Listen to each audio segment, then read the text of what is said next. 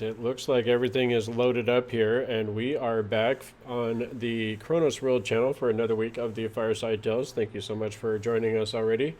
Hope to see a few more of our known faces out there. Look forward to those new ones as well.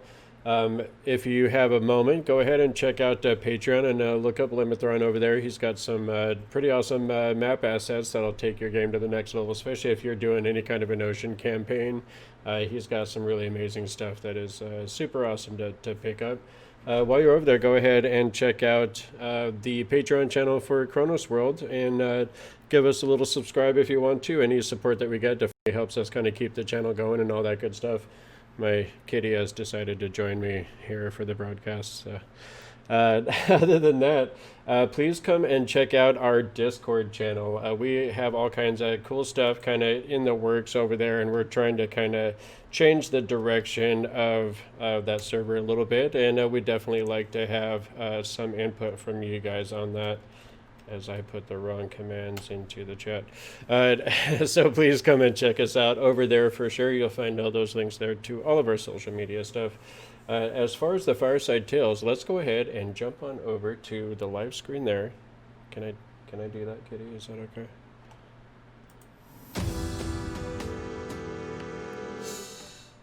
Looks like my cat wants to GM tonight. Those of you that cannot see her. There we go. There she is. She has taken over the GM seat for the evening. How's it going out there, Synth Junkie? Thanks for hanging out with us tonight. Thanks for everyone that has joined us already. We have our lovely team of adventurers here, and the last time that we left off, we were still in the town of Phandalin, and we had just gotten back from... Well, does anyone want to recap what it was that we were out doing last? I can do it. I can let the kitty do it if nobody else wants to. So we had just battled a manticore, and the team had kind of gone through this situation at this dwarven shrine and kind of discovered a bunch of oozy puddles of creatures that were not so friendly within this dwarven shrine, and had a bit of an adventure in there. And on the way back, had kind of gone to check in on one Adabra Gwyn, who's kind of a local healer and herbalist, and discovered that she was kind of being besieged by this manticore, and seemed to be kind of in a dire situation when our heroes came along, who valiantly scurried into the tower and threw meat at the beast until it went away.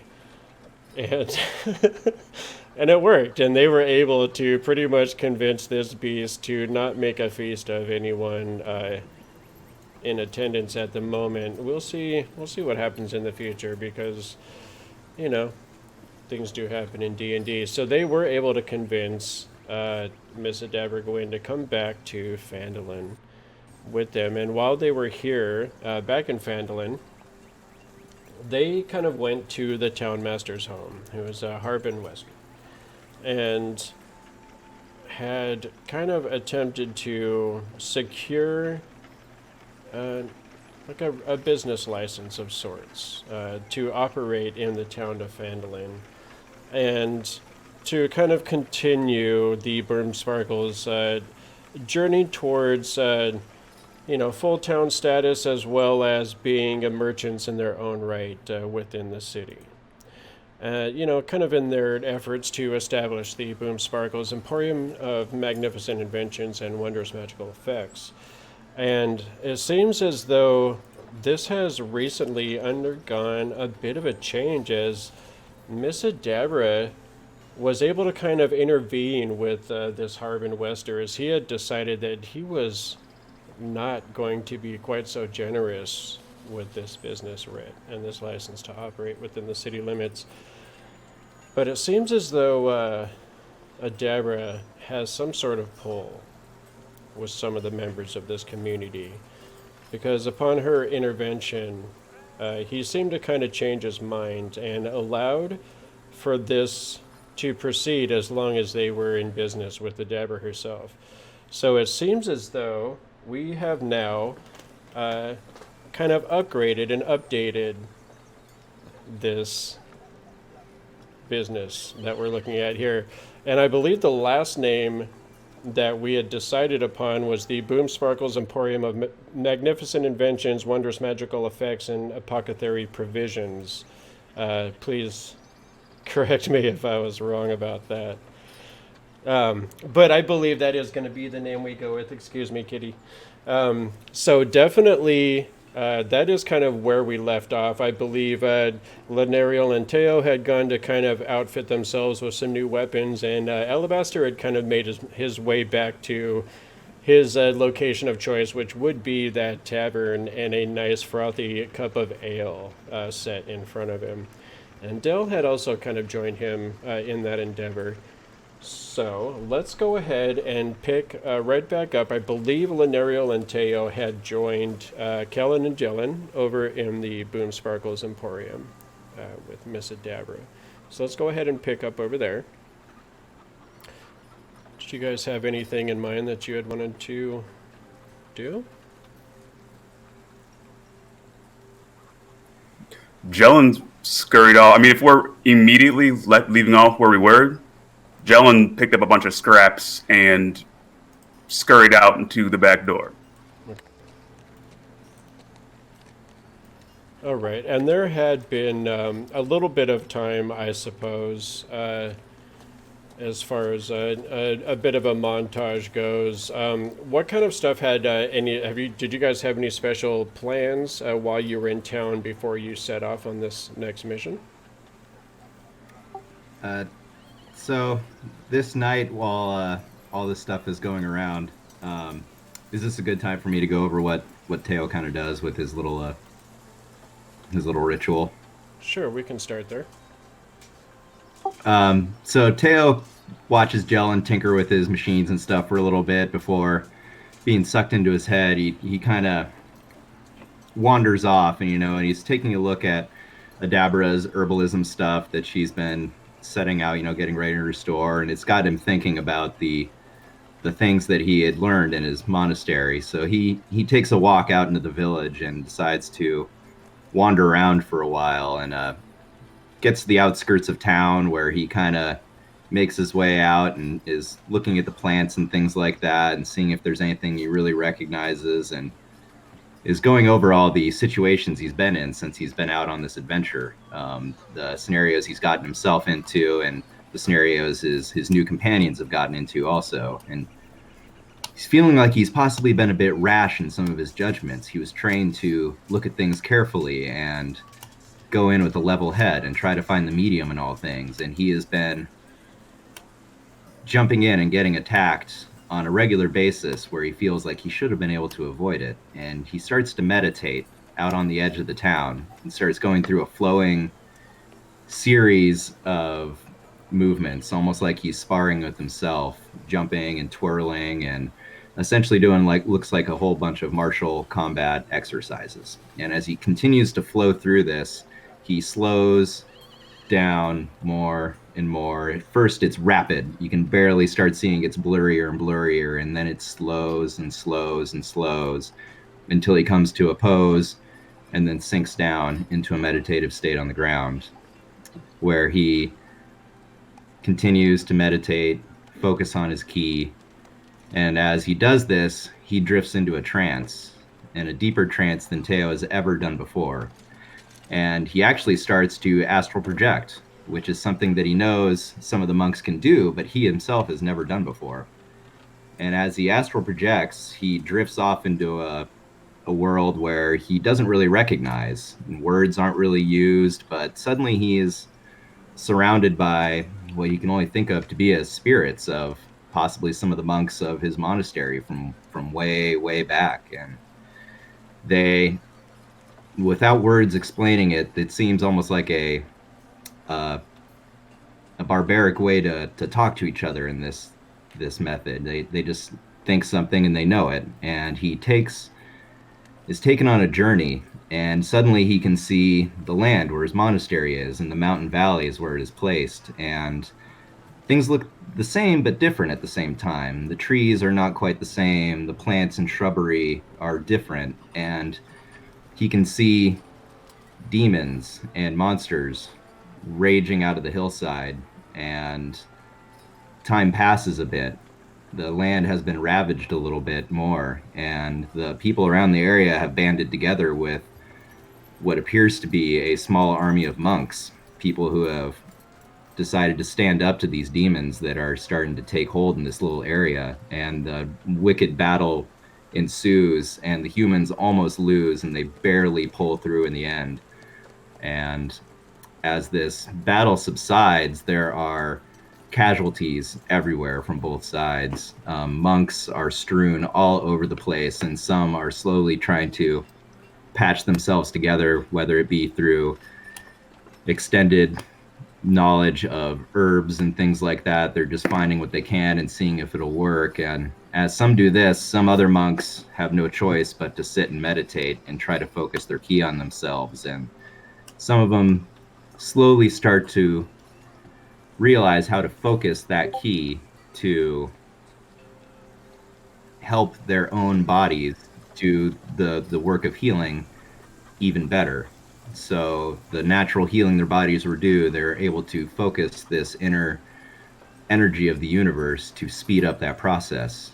And time passes through this astral projection, and the monks apparently have learned to incorporate this mode of meditation with other herbs and things like that around their land, and the methods they use are getting refined. They have slowly realized how to focus this ki from their own bodies to help others, also to help their bodies recover and heal at a faster rate, helping their bodies do their own job of recovery. And this becomes a way within their monastery. Some of the monks continue to train as hard as they can in the martial arts to potentially defend this region against this demonic invasion that happened long, long ago. Most of the people in the area have forgotten about this invasion that happened. So many were wiped out from it. It seems so unbelievable at the time that most of the people in the small village that was left after this they're just tales, and most people believe that's all it is.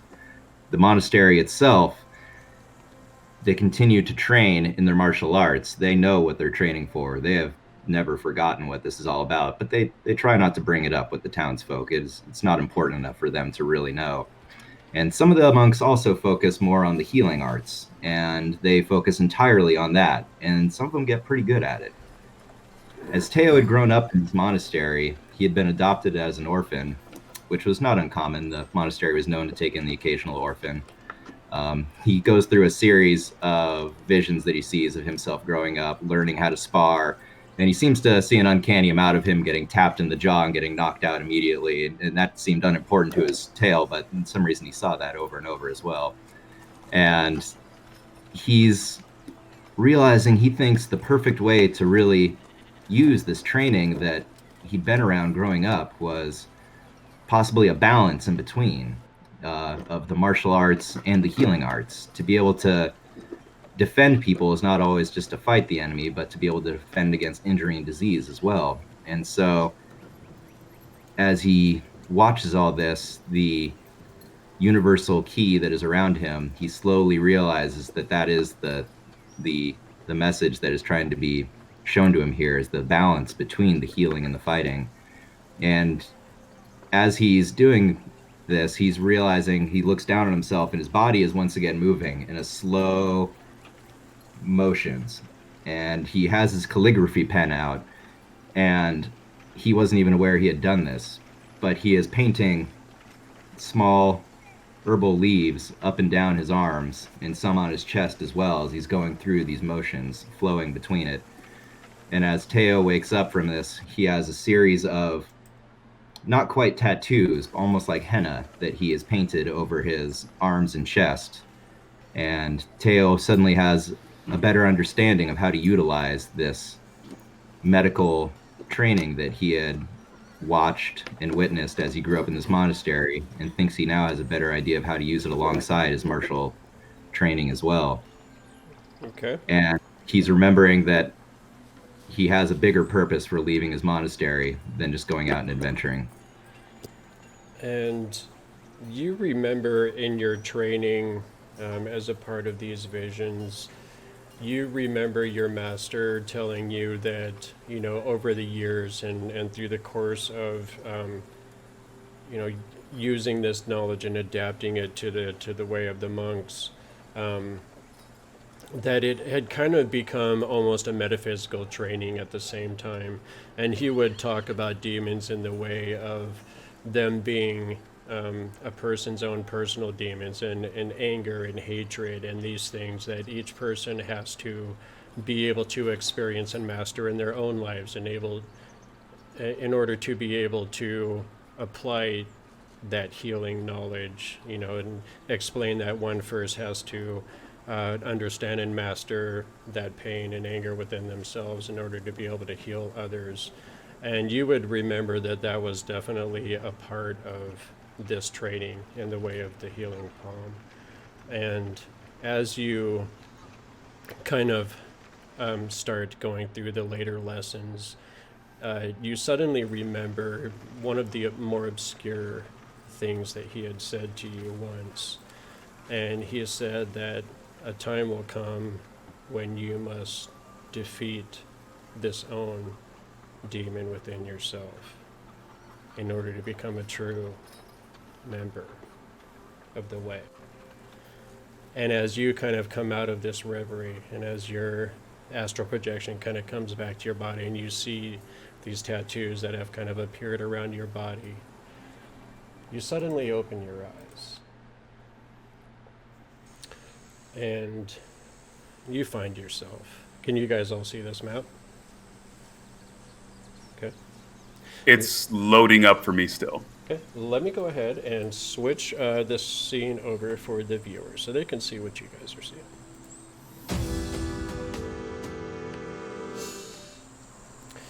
All right, hopefully everybody out there can see what these guys are saying. And you find yourself kind of coming back to reality, sitting on this stone after this meditation. And with these words from your master just kind of echoing in your mind. And suddenly, from out of the trees over here, you hear kind of like this rustling noise. And suddenly, stepping out from the trees, you see you. You see another figure that looks exactly like you, stepping out from the trees, but you see almost a darkness to him and to his eyes, and this bent of hatred and this anger that seems to cross his face as he stares at you. And you suddenly understand what your master was trying to tell you.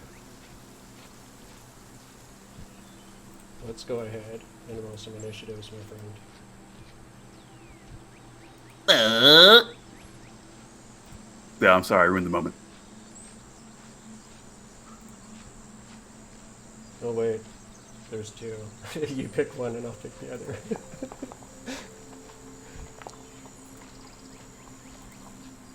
I'm gonna rename this guy real quick. I think mine was the 24. Is he going to be renamed? Definitely not Teo. Definitely not Teo. All right. Is it Oat? I get it. All right, my friend. I'm going to turn off this other music real quick. Sorry about that. All right. Hopefully all of those sound effects sound okay for everybody out there.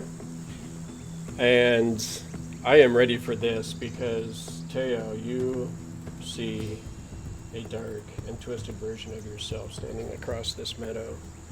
What would you like to do?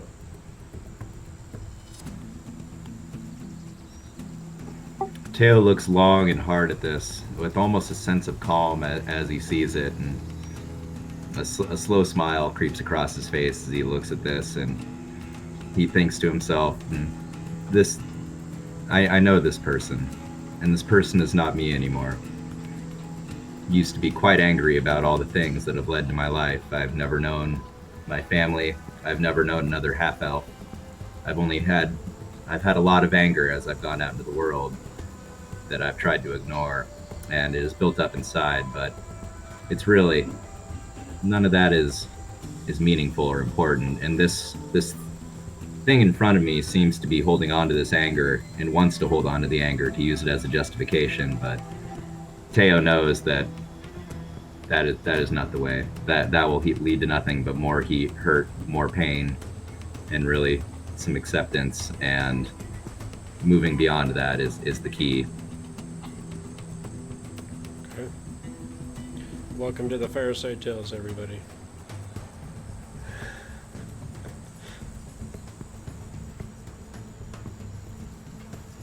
So Teo kind of braces himself and takes a stance as if to spar. Okay.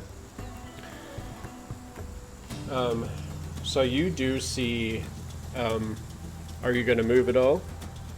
Or are you going to, what would you like to do with your actions? I would...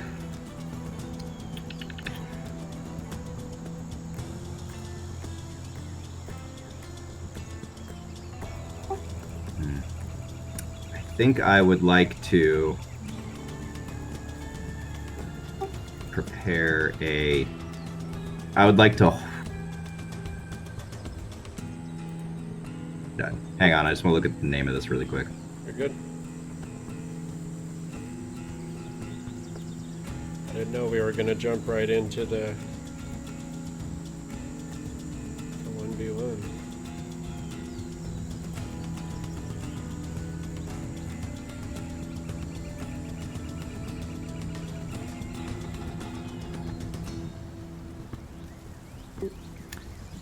Yeah, Teo wants to hold a react.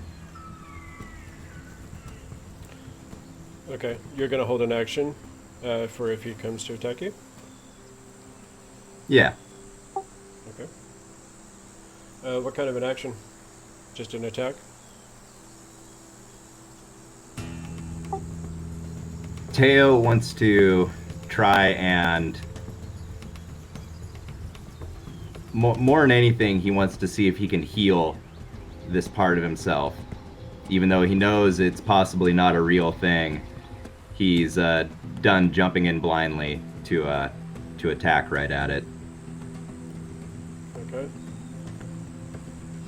Alright, go ahead and hit that end, or that next turn button, if you're not going to do anything else. Alright. You see this kind of darker version of yourself just kind of staring at you for just the briefest of moments, and then you see his eyes just kind of narrow, and he immediately starts moving across this meadow toward you.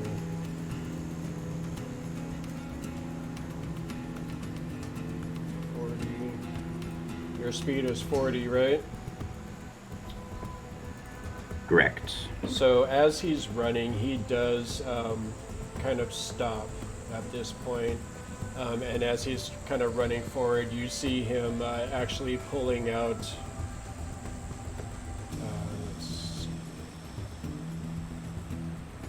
oh, did you not get the javelins added on here? I thought I had. Did they not get uploaded? No, they're not. But that's okay. He is actually going to throw this spear at you that he's holding.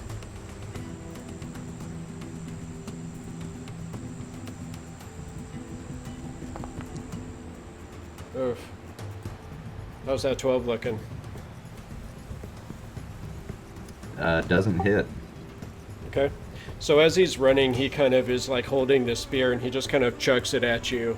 And as you kind of are able to easily just kind of duck out of the way and you kind of get back in your combat stance, you see him just kind of looking at you. You actually see him kind of smile a little bit, and he reaches behind him and you see him like hold his hand out to the side, and you suddenly see him holding the pole of collapsing, a matching version of your own weapon, and you see him extend it out. That is going to be the end of his turn.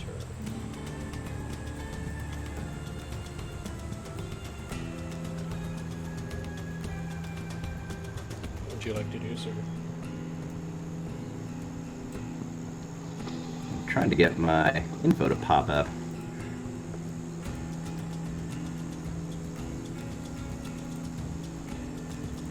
Are you not able to double click it? Yeah, it's not bringing up my list of stuff like normal.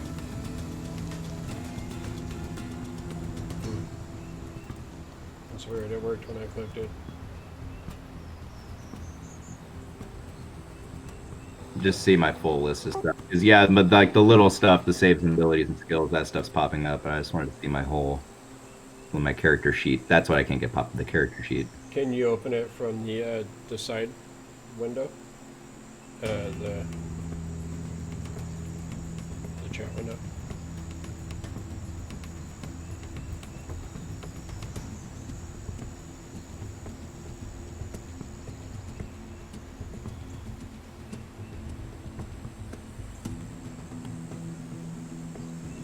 Maybe try to refresh your window.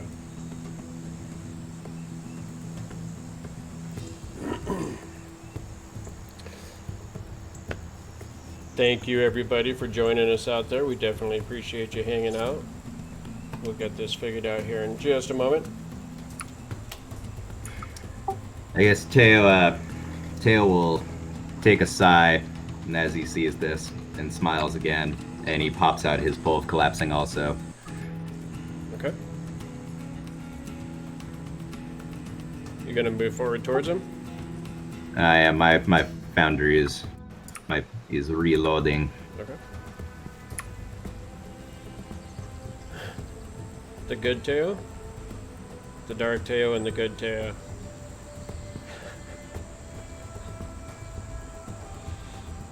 Just embrace the dark side, Teo. You're not my father. Just go give him a hug.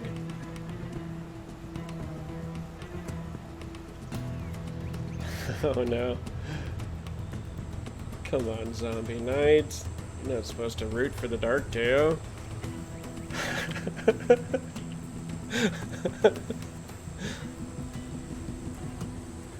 I'm just hoping that since I'm fighting another Teo, maybe I can crit on him.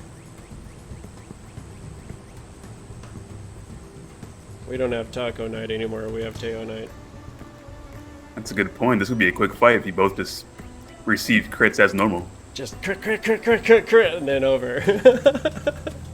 We hit each other at the same time and both just get knocked out, going backwards.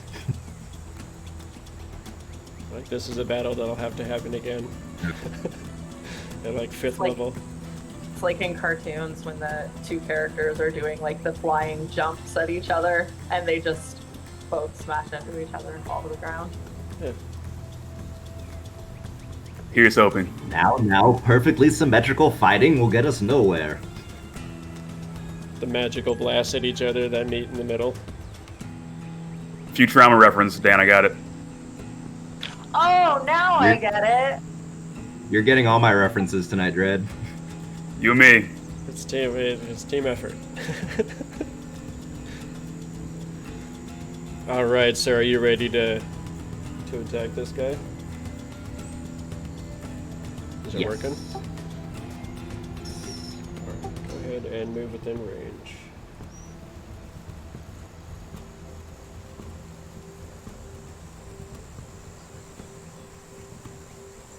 Uh-oh. Here we go. And I am actually gonna, holding my pole of collapsing, I have not yet extended it. I'm holding it in the 1 foot length.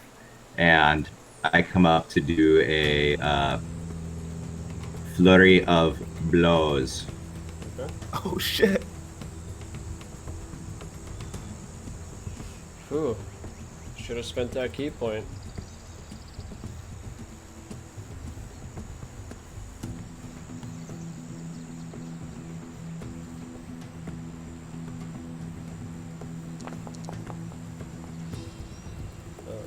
And that's after a regular attack, right?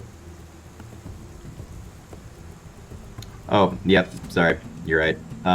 Yeah, so I'm gonna do a unarmed strike, unarmed attack, and then my flurry of blows will be my my bonus action. So Yes, sir.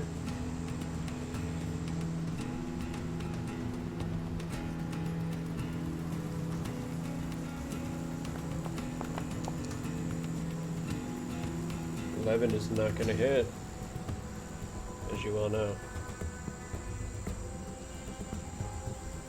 Can I use my 21 for my other for my bonus action one, or want me to re-roll that? I know, that's fine. I don't mind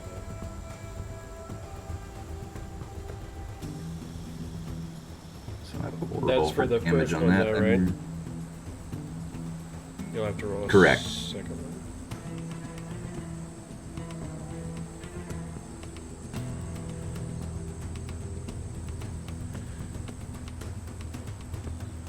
How do you destroy yourself?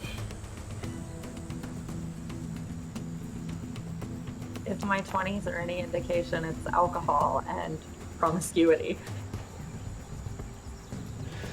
I'm not, I mean... Dano is a really good therapist. I'm gonna paint But to me, myself it's with just that lots of paintbrush. Alright, so you did 8 points on the first attack. Wait, that's critical damage. Isn't it?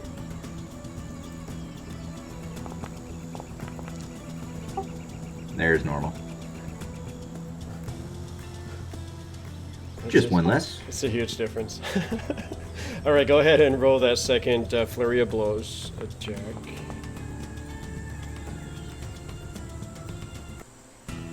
You have to roll each attack separately for that, right? Yes. Yep. Yeah. So 7 and 5, total 12. You only rolled one of your flurry blows attacks. You didn't actually roll to attack for the other one. Yeah, what she said. Oh, thank you. Yep. What's going on, Pirates? Thanks for hanging out tonight.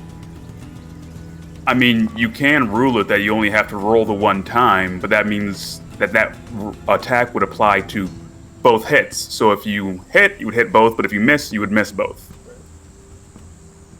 Also, I feel like that means the enemies would be able to do that to us, and if one of them was a crit, I would just cry. It's true. What's good for the goose is Yep. definitely good for the gander. That 12 So sadly is not going to hit. Right. Yep. I hit for the 7, miss with my other one. Okay, so 7 points of damage on Dark Teo.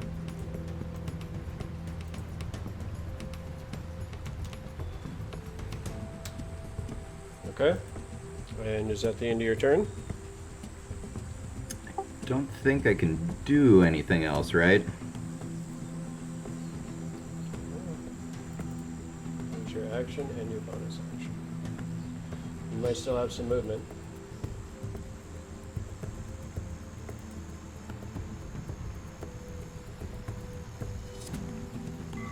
No, I'll. Okay. Sorry, I'm looking at your page at the same time. Okay.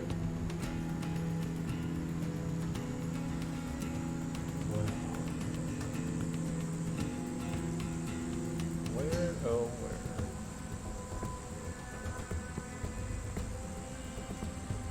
where? Are you done with your actions or your turn? Oh yeah, sorry. I thought I hit end turn. Very good.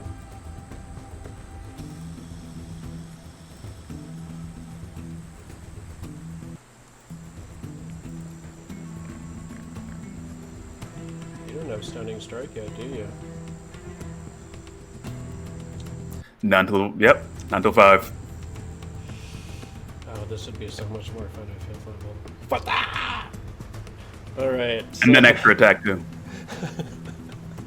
All right, so let's do this. So as you do kind of reach out, he's kind of like trying to match your moves with you. You do manage to get that strike in. As he's kind of spinning around, he does come around with this pole of collapsing to strike at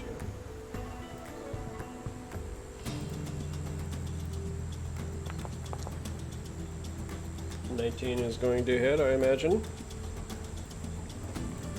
And then It does. let's do 9 points of damage. And as he kind of spins around, he cracks you once with the pole of collapsing, and then you see him immediately step in, and he comes in with a left as he's kind of spinning, and then you see him kind of follow that around with a kick as well. So he's going to spend one of those points. Oops. I'm sorry, that was the wrong.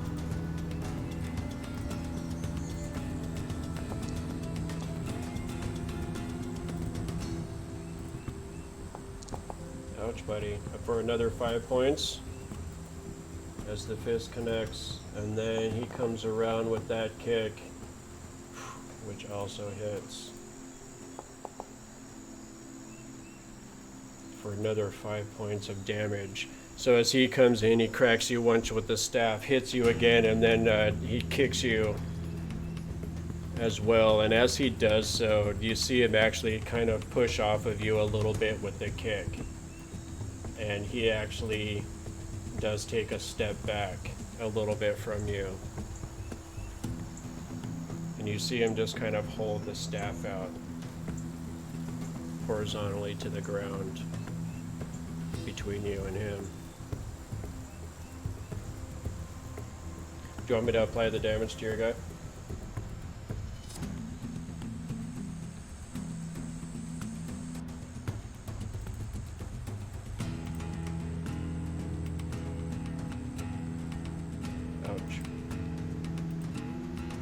Ouch.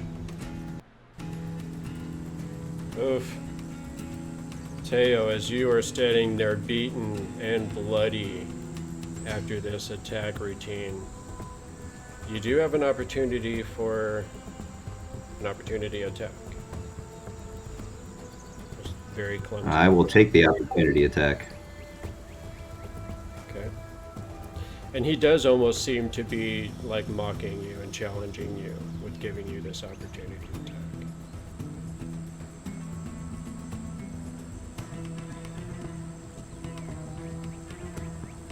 And that's just a regular attack, right? Roll to hit. Oof. The 12. As you swipe out at him, he just kind of just ducks his head a little bit out of the way and brings the pole back up perpendicular to, or horizontal to the ground.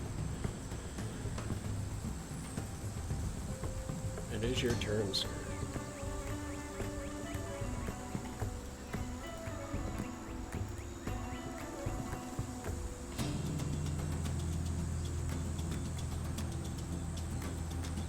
Are we gonna get Dark Teo?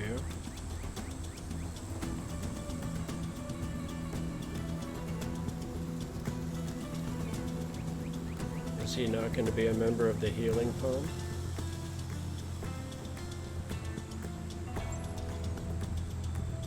I just imagine him meditating but like bleeding right now. Astral projections can hurt sometimes. Can you imagine explaining that? My imagination beat me up. Only by crit bait. Alright, sir, what are you gonna do?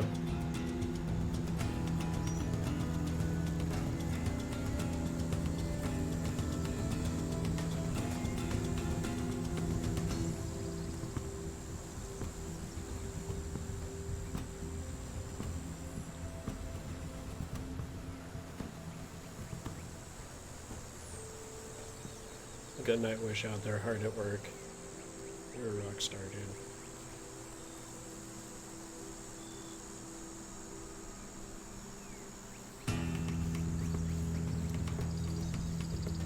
You gonna step in to attack this guy? I know, Pirates, I'm a little nervous.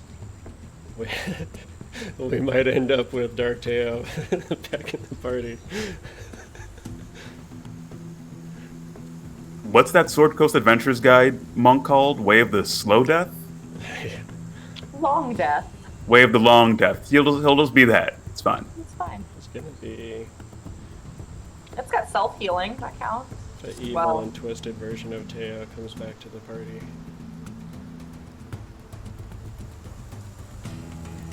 I have faith in you, sir. Yeah, just going over my options in my head. Okay.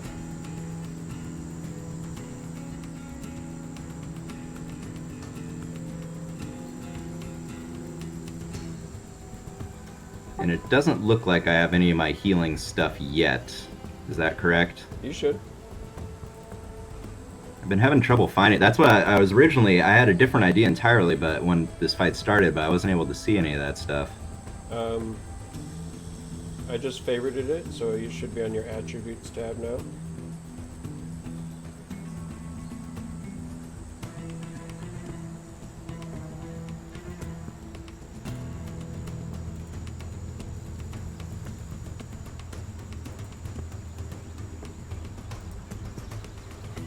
You're talking about the healing meditation?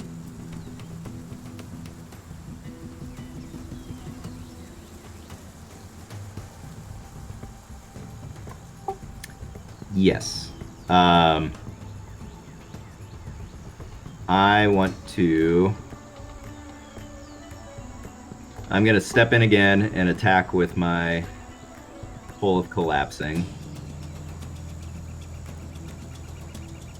Okay.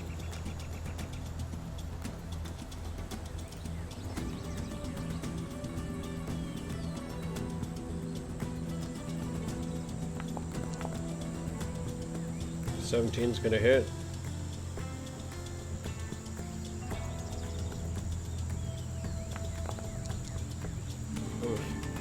All right, as you step into him, he does start to move to kind of block your attack, but you're able to get your polar collapsing underneath his defenses, and you strike him pretty savagely in the side.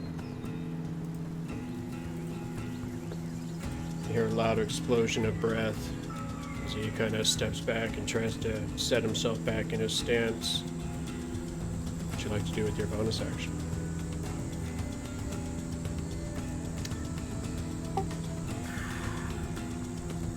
Ooh, do I heal or try to take him out in one? Can't you do both? That's right. Yeah, well, yeah, I guess. I don't know. Is the wholeness of body? Can I do that? Is that a bonus action or? So, I feel like I can only do one, right? I could either do an attack bonus action, or I could do the wholeness of body, right? with the healing meditation, you have two options. You can just use a bonus action to get healing. If it's a part of an attack routine with the flurry of blows, you can sacrifice one of the flurry of blows attacks and get the healing as well. So that way you can kind of double down and get double use out of your key point. But it is attached to making that attack action in the beginning. I am going to do that then. Okay. Which you have already done, so definitely go ahead and let's see, it says you can spend one key point to restore a number of hit points equal to a roll of your martial arts die and your wisdom modifier. What's the martial arts die? 1d4 at this level. Oh, it's the... It is nice that when you use Flurry, you get to replace one of the strikes. You still get to hit him once, and then you get to use that as well. That's really cool.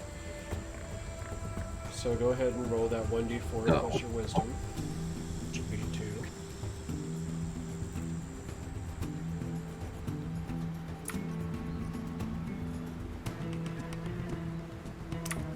2. Sweep the leg! So 3 plus 2 is 5. Alright, so you could, as you kind of feeling this energy, you feel like these tattoos and knowing, you know, what your master had taught you in the past, you kind of reach up and touch yourself on the chest and you just feel this surge of strength, this extra well of energy kind of just, you know, inside of you. You are able to get those hit points back. And on that last attack, it's definitely going to hit for 4 points of damage.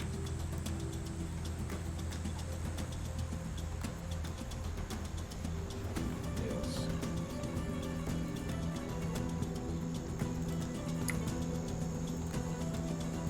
All right.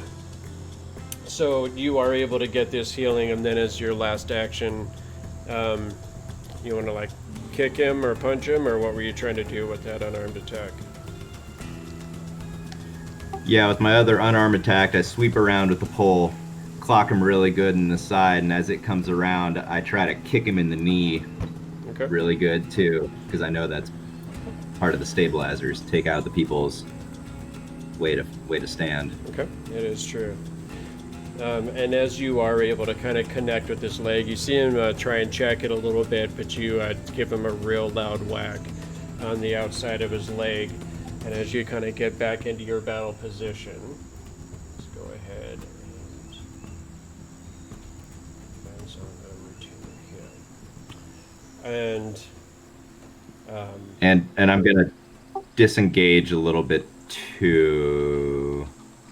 It's gonna get an opportunity attack. No, I'm not. Never mind. I had a thought, but it's not gonna work when I'm fighting myself. Okay. Right. So let's see. He, seeing the actions that you've taken, you also see him kind of clench his hand a little bit, and you see kind of almost like a dark mirror to your own energy, your own healing touch, as he kind of gets his battle position back, and as he takes a swing at you with his staff. Let's see if he's going to hit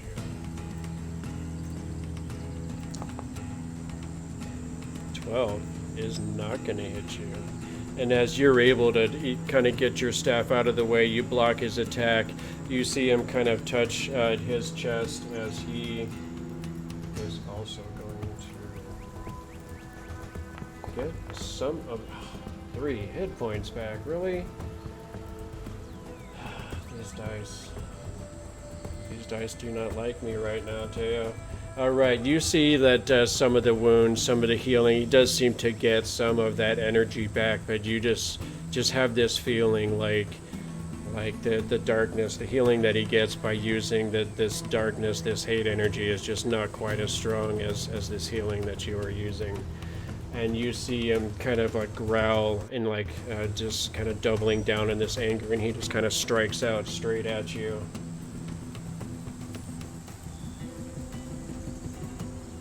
Oops, not that one.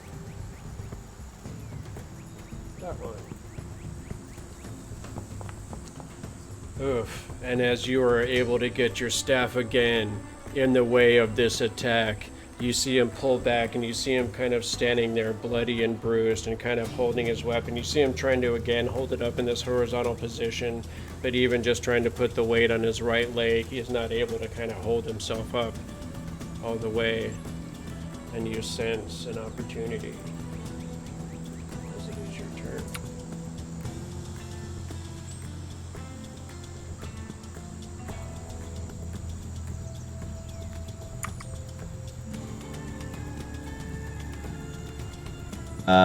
And what's Dark Teo's health at? I feel like he should be less than 10 at this point, because we were both down at 5, and then he healed for 3. And it says he has 10 now. Roll a perception check.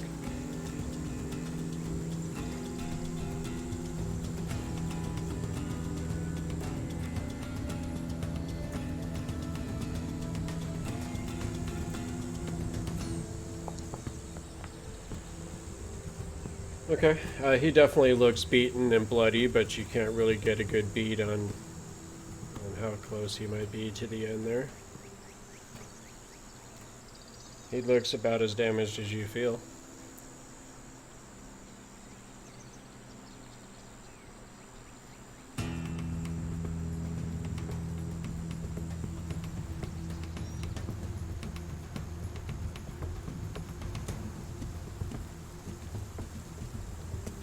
What would you like to do? Teo's going to attack with an unarmed strike. Okay. Go ahead and roll. Metro One, Metro One. About that, because I went and did a thing, you guys. I went and Oh no. I did the thing.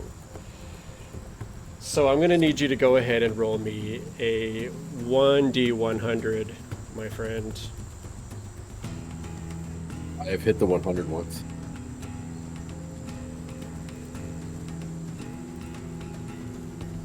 We do have a crit fail table because if you're going to have critical successes and do all of this glorious amounts of damage, if there's a crit fail, I feel like there should be a little something that happens to you. So, let's see what that something is. A 66 is going to be a weapon knocked out of hand. Okay, so you, as you're attacking him, he is actually able to get his staff in the way, and he kind of wraps you right on your knuckles as he does so. And you're kind of in the process of like a one-handed spin of the staff, and as he does so, it knocks your pole of collapsing off and into the bushes over in this direction here. And as you kind of pull yourself back to your stance, weaponless, he kind of just grins at you with this look like, I got you now.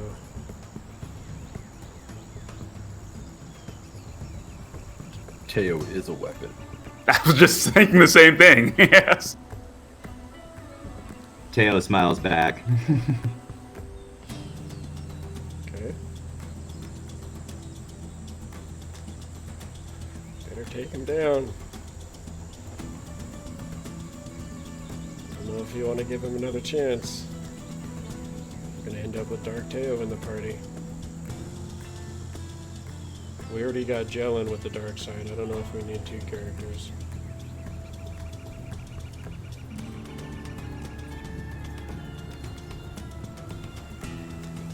Teo is the only weapon that Teo needs. You're 100% right about that. Are you going to do that flurry of blows? I am. Yeah, I'm looking at my options, and I think if Teo feels like he needs to finish this. Is your last key point? I think so, yes. It is.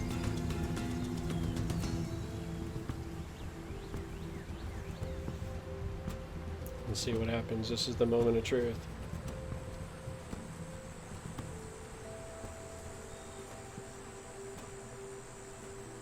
Are you going to try and slip a heal in there, or are you just going to hit him 2 times? I am going to try and slip a heal in there. Okay, go ahead and roll 1 attack and then roll that heal die.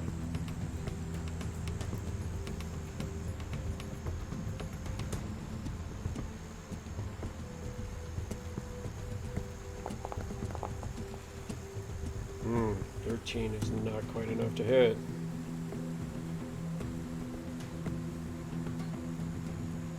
And roll that 1d4 plus 2. See how many points you can get out of this. 5 points. Good job. I'll go ahead and... You got that?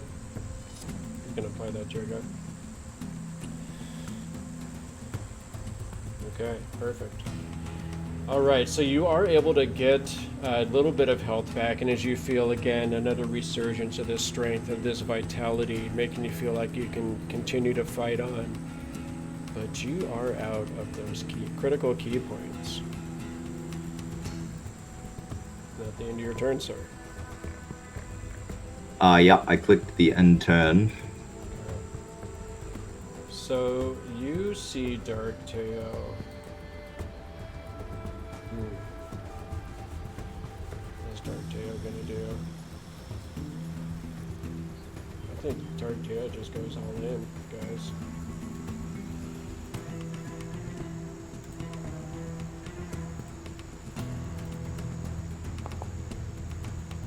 $16. It's just enough to hit, I believe. So he comes in and you see him grab this pole with both hands, and he kind of spins it above his head and brings it down right at you. And wallops you with the big 9 points of damage. And as he does so, you see him using his last point of key as well, as he comes in and he kicks straight out at you.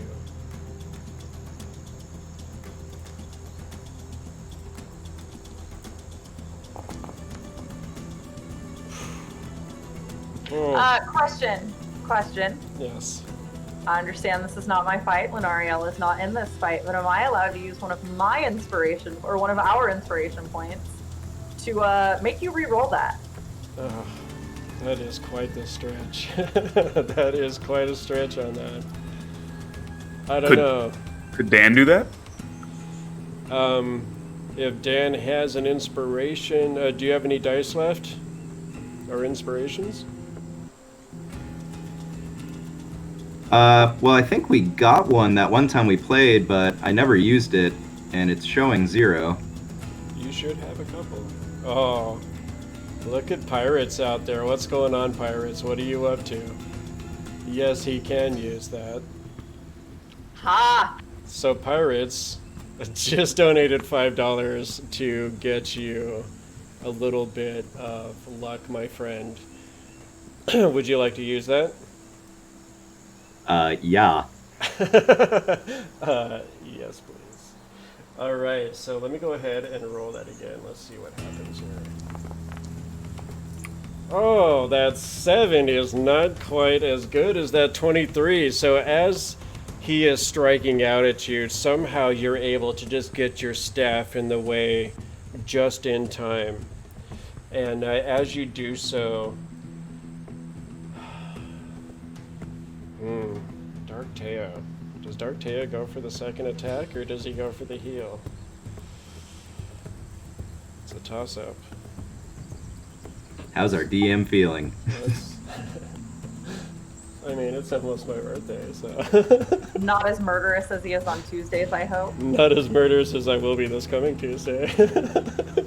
But Tuesday's my birthday, and I get to GM a game. Does that not call for a player wipe? Like, complete TPK, right, chat? Am I wrong about that? Alright, so... It sucks that Dark Tail knocked my weapon out of my hand, otherwise my agile parry from my unarmed strike would have made him not hit me with that first hit. Sims Junkie said I'm wrong about that. But Dread says I'm right. It's a 1-1. Alright, so he is going to... he's going to heal. He's going to go for the heal. So let's go for that 1d4 plus 2. I feel like if I rolled for it, I was going to guarantee a Dark Tail. Let's go for that big 4 points. As you see him again kind of reach up, and he again kind of, you see this resurgence of strength in this dark and twisted version of yourself. And that, my friend, is going to take us right to your turn. We are out of those precious key points. What would you like to do?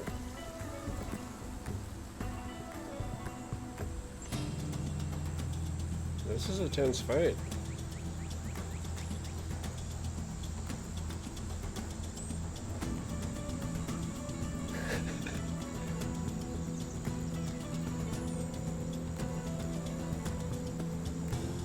See? 1 death. We'll go for 1 death on my birthday. Okay, that's fair. Nobody in particular.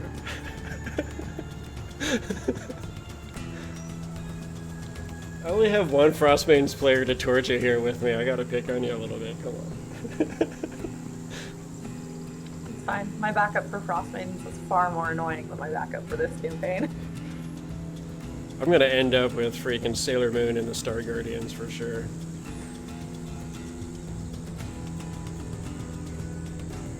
Alright, Dan, what are you gonna do, buddy? And he knocked my weapon out of my hand, right? You did. I want to try and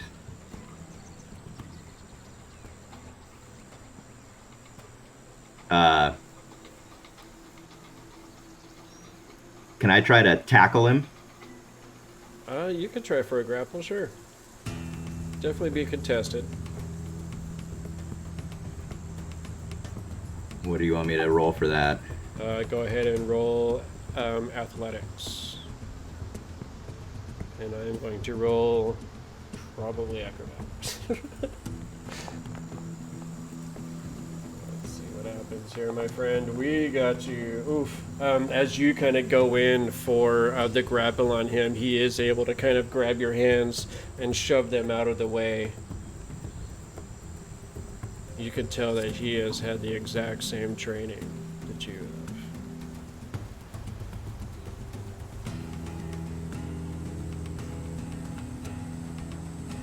What would you like to do with that bonus action? Run away! Yeah, that's really what I would like to do. I feel like he'd hit me in the back and then I'd go down. So monks do have an unarmed attack as a bonus action option.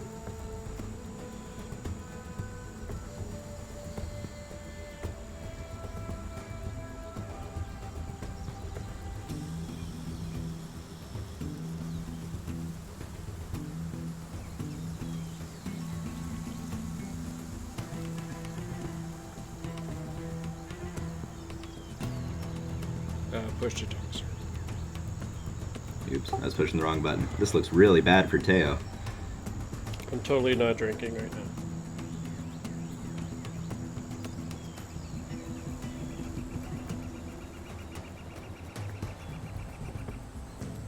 I need to get like the Dwarven beer stein for show nights. I need a stein.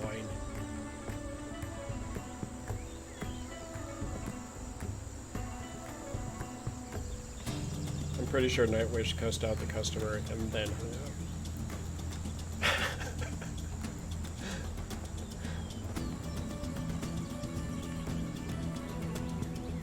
Alright, buddy, what are you going to do with that bonus action?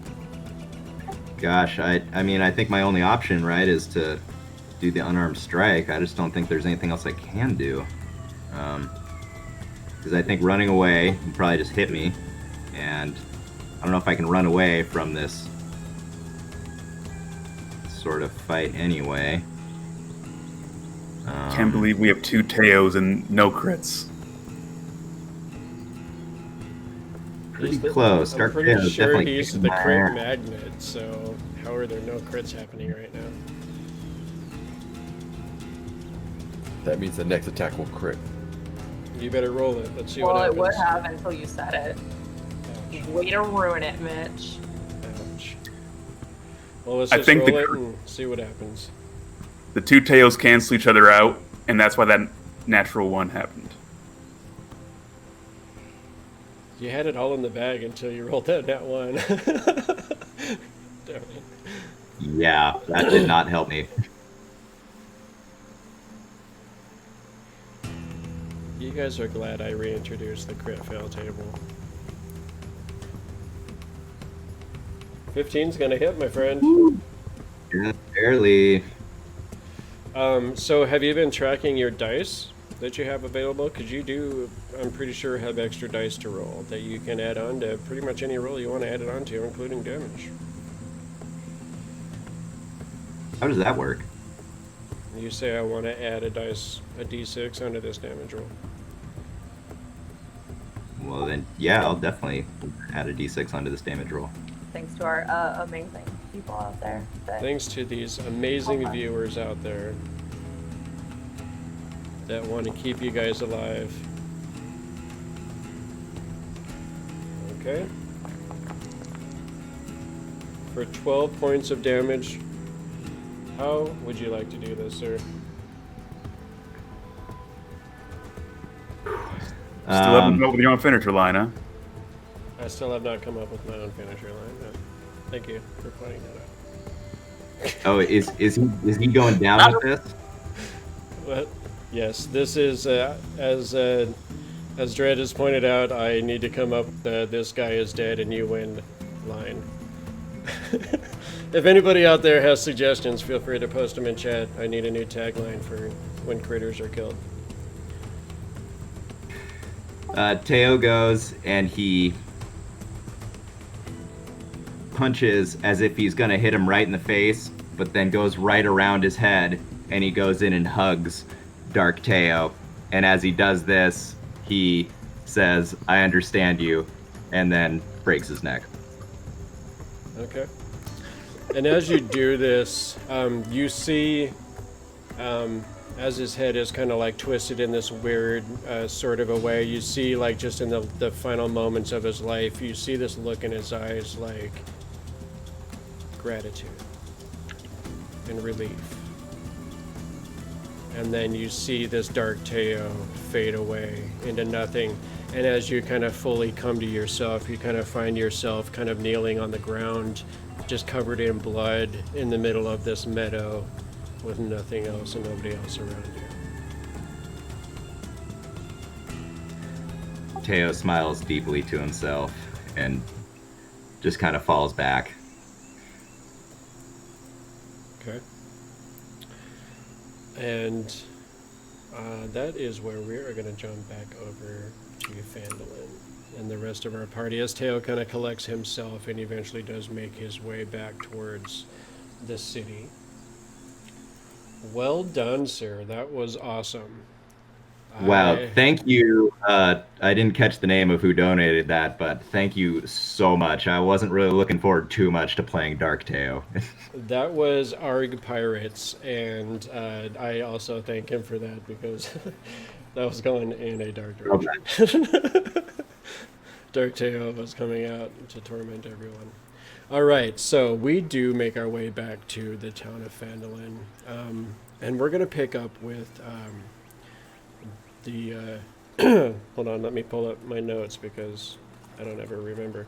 The Boomsparkle's Emporium of Magnificent Inventions, Wondrous Magical Effects, and Apothecary Provisions. You know, I pinned the actual correct word that you came up with back in June into the Boomsparkle's chat. What? Never.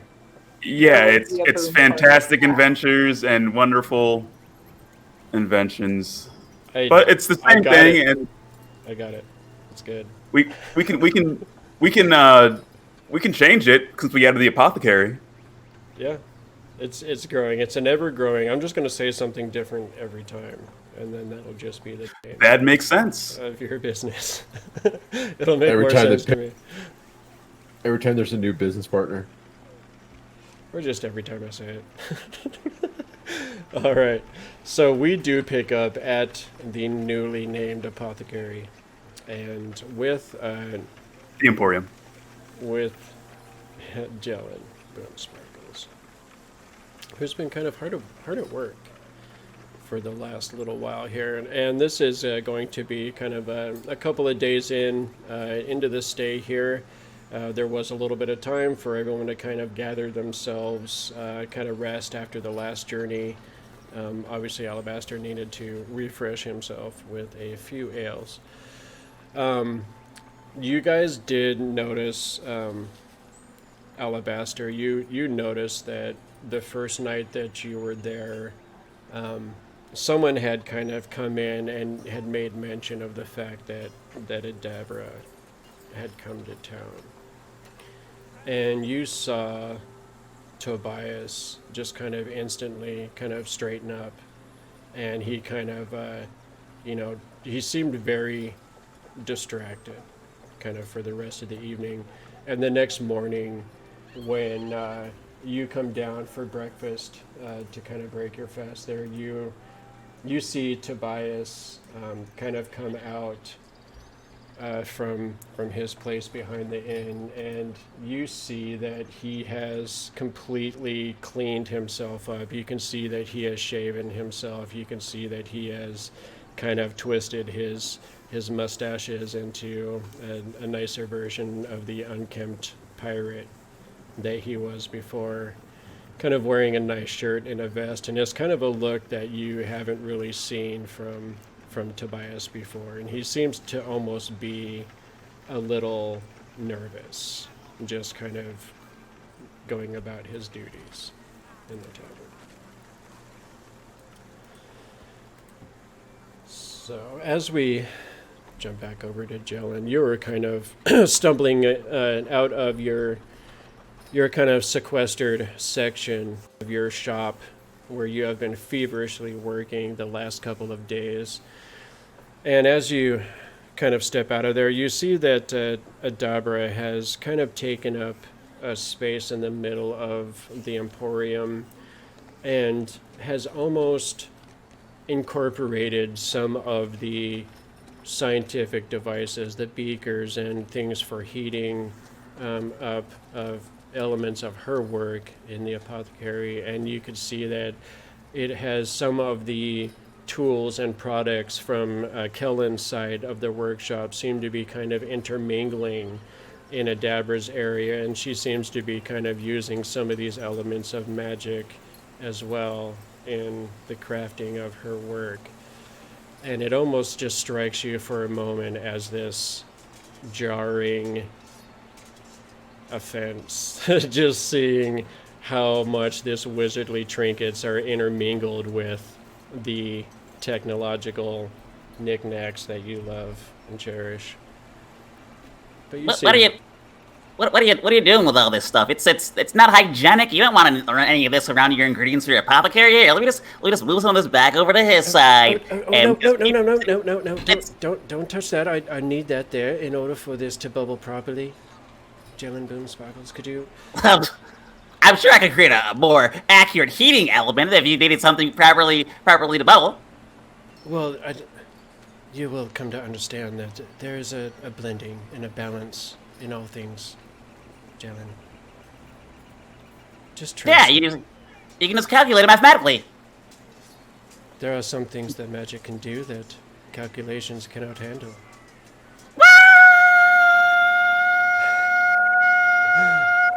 About to be broken. I do believe. Are you broken? I mean, well, I'm perfectly fine. And you're saying it sounds correct to me. Perhaps we can learn from each other. Perhaps one day you might even learn from your brother himself. Sure, that'll be the day. Indeed, I do believe a challenge does lie before me. I'm in the process of brewing some new healing potions. Was there something I could help you with? No, not really. I was about to head out and try to find Alabaster or somebody. You know, we got all this money that we need to do something about. How are you doing here, though? Is everything okay? I mean, we cleaned out the upstairs for you. I see you haven't actually tried using the new automatic egg beater. It's a little big right now, but I'm gonna get it smaller than 5 feet. Yes, some of these contraptions do. Well, they take up a little room. And perhaps. I don't know if you needed the whole wall for the device to turn the lantern on and off. Well, you have to be able to disperse the heat correctly through the cooling elements. Yes, it just seems like some of these devices you're creating perhaps, well, they take up more space in the average person's home than they need for that purpose. I do hope that's not offensive. No, I appreciate the constructive criticism, and it gives me an opportunity to improve on my designs. As I mentioned before, you have a wonderful eye for design, and I'm grateful for what you're offering. Looks like we lost a Mitch. Okay. And as you're kind of talking to her, go ahead and roll me a perception check. Is he coming back?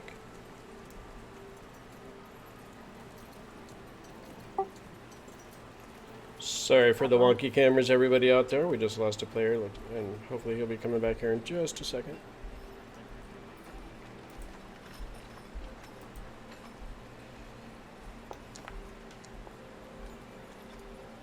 Okay. My glasses are fogged up a little bit. I gotta It's true, and you are.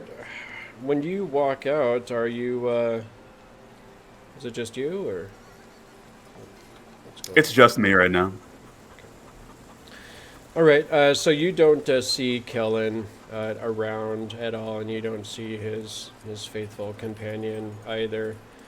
So she just kind of says, "Oh well, I heard something about going to the Stonehill, but I've just been so lost in my work here ever since we arrived." Heard who? Kellen? That fucking parasite? The the others, yes. Well, I'll go take a look. Bye. Okay. Well, let me check in with this guy real quick. So sorry about this, guys. Let's see what's going on here. The last he said was that everything crashed. Okay. Gigi, you were right. He put a semicolon in the wrong spot, and now everything's wrong. See? He just said that power surges. 2 power surges and a pop. That doesn't sound good at all. Okay. Well, hi, I'm down here now. Welcome to live stream Dungeons and Dragons, where awesome things happen. I mean, We have the left half of Teo's face, or the right half of Teo's face. We have the top half of my head. Just lean to the right, Dreads Teo. the DM. And your Mitch. Kellen's still perfect. Yeah. Pictures. So, interesting. So, you're going to make your way over to the Stonehill? I'm just gonna Yeah, I'm gonna keep GMing through this. I'm gonna take a look, see if I can find Alabaster so we can. Oh well, you know what? Actually, before going there, I want to actually use my newly acquired jeweler's tools. Maybe I would have done this earlier. If to determine the value of the blood red gems as well as the 2 gems we found inside one of the ochre jellies. Indeed. I will have to look up that first one for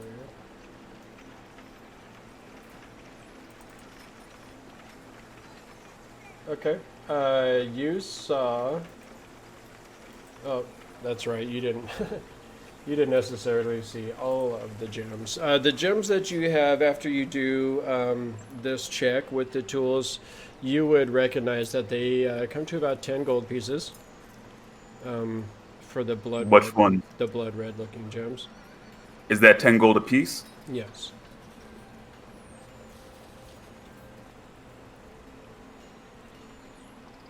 And this and this other gem that you got out of the ochre jelly looks like it's worth 2 gems look like they're worth about 25 gold pieces each.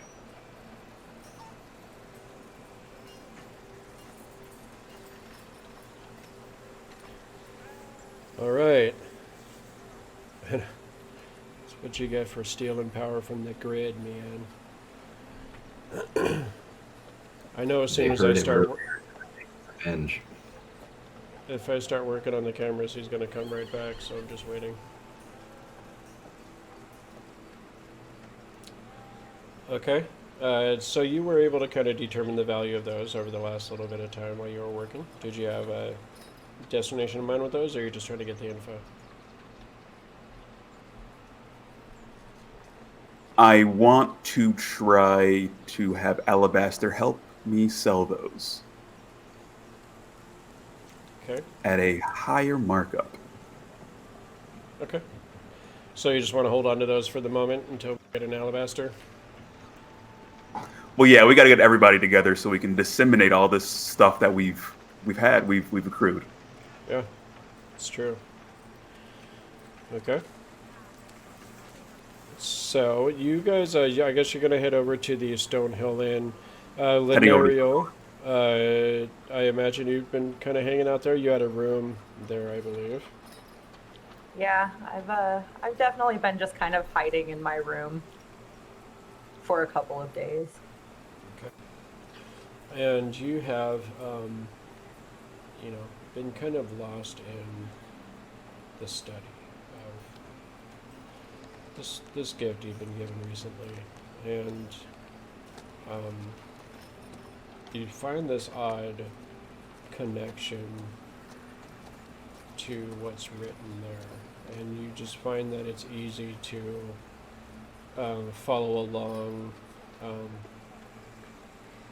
with the instructions that were given. There was a key to the language that was involved, and you were able to kind of take this key and decipher what was written, and in the course of doing this, we're able to kind of teach yourself how to read this much better as you were kind of going through it over the last several days. And you finally come to a part that is talking about this ability to take this learning and apply it in the real world, and how it can be applied to real world settings and ways to affect change in what the reality of the moment in many certain ways, and ways of protection and offensive as well. And after taking some time with this, you do find these images just kind of in your mind, almost like fixed in your memory in such a way that they just kind of seem to be almost like this floating presence in the back of your mind that just won't seem to go away. And when during the night of the last night, you were kind of just meditating with this knowledge and with these images kind of floating in your mind, and you had one of your possessions with you, and just kind of imagining this image. When you kind of came back to your senses, you found this image was almost inscribed onto this item that you've been holding, and you almost feel like it's changed it somehow. Okay, so like, this is cool. Also glad I didn't have to trace that, because like, I'm not really sure if I could have, like, I don't know, maybe I should ask Kellen if this is what books do to you, because like, why would I, this is terrible. Like, you don't leave your room for days. It's awful in here. Like, I haven't seen anybody or talked to anyone. I mean, like, this is cool, but like, and I'm just like staring down at my chainmail right now, and on the little lightly like engraved, embossed symbol on it, just like staring at it. I don't even know how this got here, but all right. I mean, like, it's cuter. That helps, I think. I mean, like, that makes it better. I'm just like staring at this thing and like trying to talk myself into this being okay, but also very obviously just like completely confused by what has happened. Okay. And you do kind of, reading a little bit more through the book, you're able to find a little bit more information, but it is definitely very new and strange for you. Sorry, I'm just working on these cameras a little bit, trying to get all of our faces in the proper spots and jamming at the same time. So sorry if I'm a little distracted. Am I helping? Am I helping? Yes, this is so helping. Thank you. All right. So Teo, you are able to kind of finally make your way back into town after this kind of combat with yourself. You're going to make your way to the tavern as well.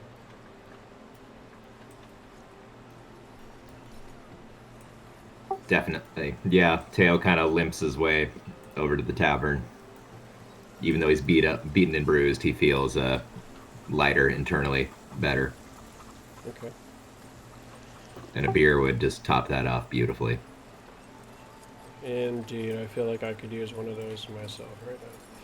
So, you do make your way into this tavern, and as you kind of enter, you see Buglug in the entryway, and you recognize the half-orc bouncer of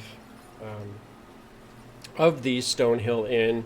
And as you kind of come up, you see him kind of standing there, and he kind of claps this book shut that he was reading.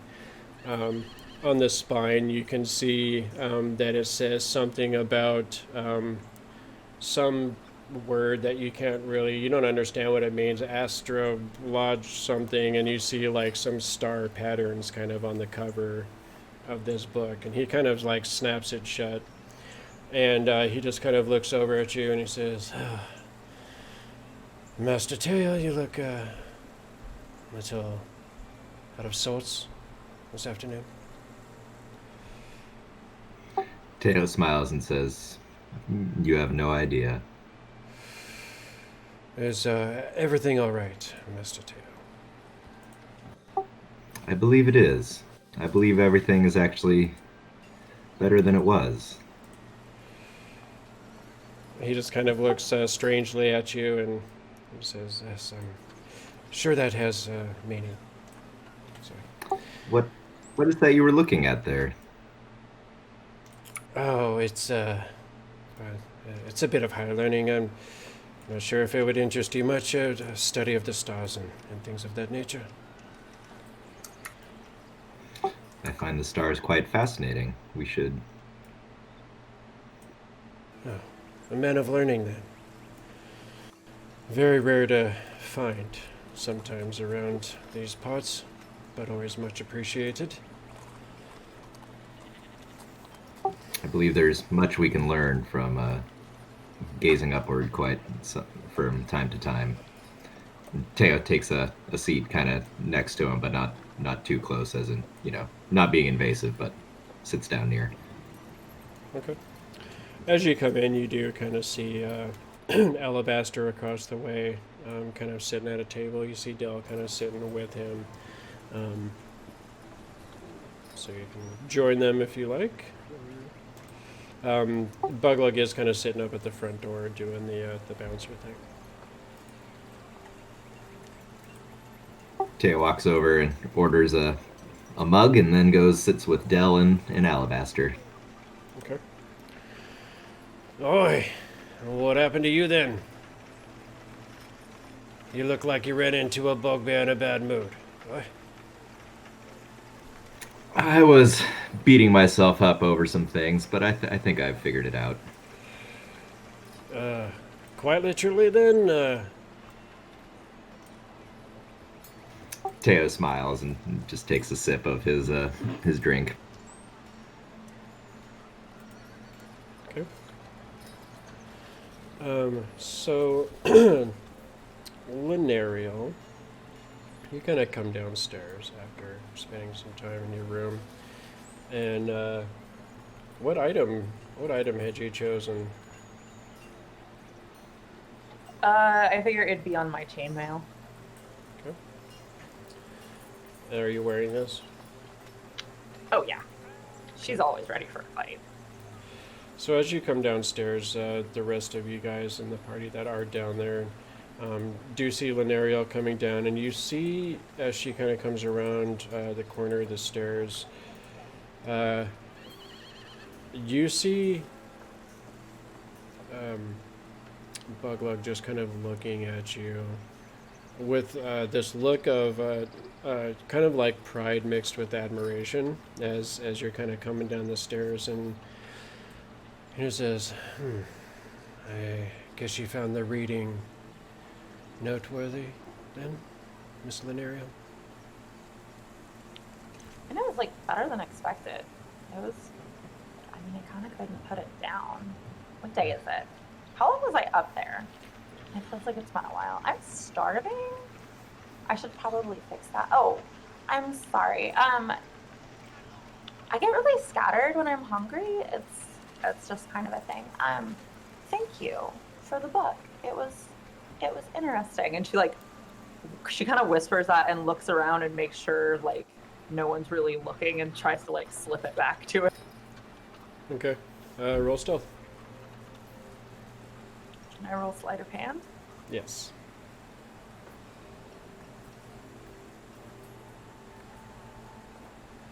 What is going on up here? There's something wrong up there, but I don't want to fix it. Wow, look at you. How'd you roll that with advantage? I get advantage on all sleight of hand and deception checks. Look at you. All right, so you, as you kind of lean forward, you're able to easily kind of slide it onto the. You see that even at his little podium that he's got as the bouncer of the Stonehill Inn, you could see that he's almost got like a small like little bookshelf set up behind him with several books on there, and you're able to kind of slide that onto the shelf very easily. And he actually doesn't even notice you do this. Seems to be kind of just absentmindedly looking in your direction, and you see him kind of catch himself. He's like, "Oh, pardon me, Miss Linearial. Of course, I do believe that some breakfast should be had, as you have been up there a couple of days now. Perhaps I could buy you some breakfast this morning." I mean, like, I'm not going to turn down a free meal, but you don't need to do that. You let me borrow the book, and that was pretty amazing, and, like, I got a lot out of it. I mean, no, it's okay. It's okay. I would be honored, of course, but it is up to you, madam. And you see him kind of, almost like slightly awkwardly, kind of pick up his book and kind of open it and start leaving back to his previous place. Lenariel will head towards Teo and Alabaster and Belle. Okay. And as you do sit down, again, the door kind of opens up as one Jellen Boomsparkle joins the rest of the party. As you kind of come in, you see Guglug kind of look at you over the top of his book and says, "Mr. Boomsparkles, Glug. I believe your friends are waiting for you over here." Excelsior! Indeed, little master.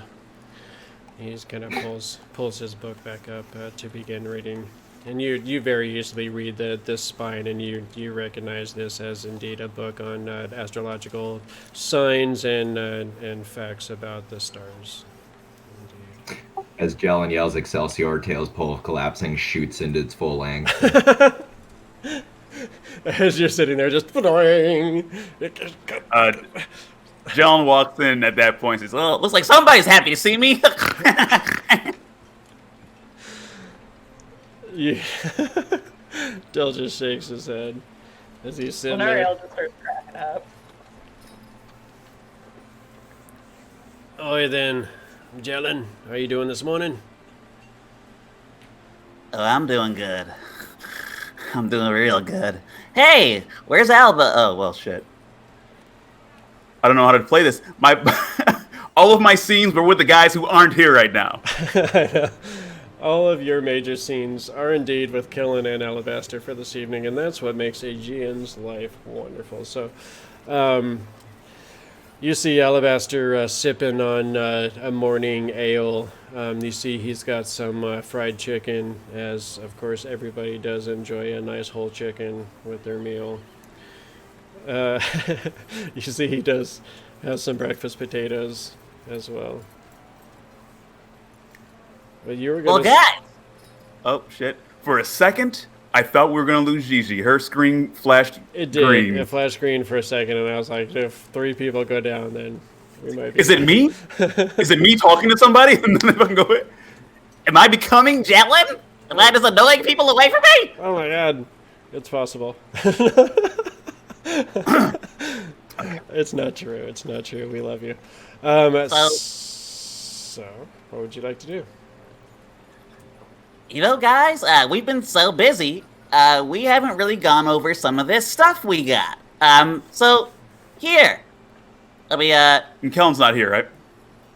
Kellen is not there. Alabaster is. okay, so, And Jellen reaches into the pack. I'm assuming, I guess I've been carrying the party loot, or we all had a hand on it or something, and just reaches in, pulls out all the gold and copper and silver and platinum, and weighs it in his hand and goes, this is about 204 gold. Jellen! Ah! Oh my god, you can't just like pull out all that money here. Are you Why not? not? What's Okay, wrong? I as know, we do. like, you don't have like self-preservation instinct, obviously, Huh? because like look at you, but I don't know what you mean. we should be like doing that in a room or something. Some people do not always have the best intentions, my mechanical friend. Oh, you think that we may be targeted because of the monetary value we have here? I don't think that's possible. Do you have a mirror? Teo and Lenariel, go ahead and roll perception checks.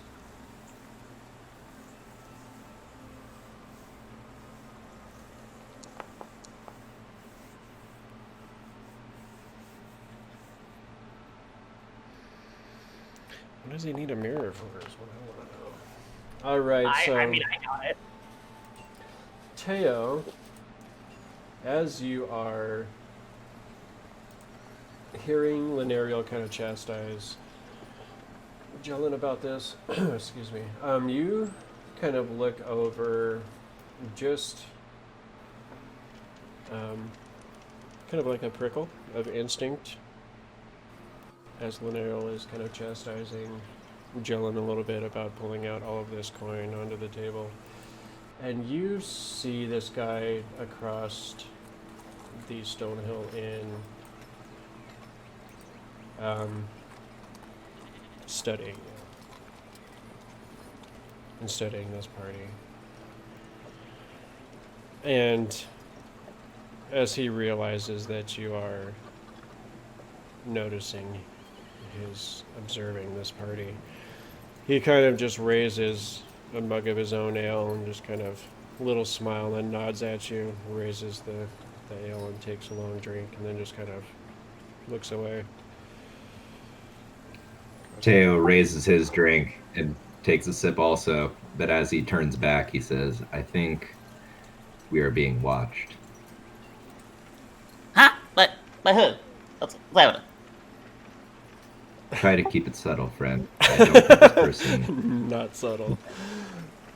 With this act of non-subtlety, we are going to go ahead and take that 8 o'clock break. So everybody hold tight. I'm going to check in with Mitch and see if we can get him to jump back in, but it sounds like he is having some pretty bad power issues there, so we will limp it out the rest of this evening for sure.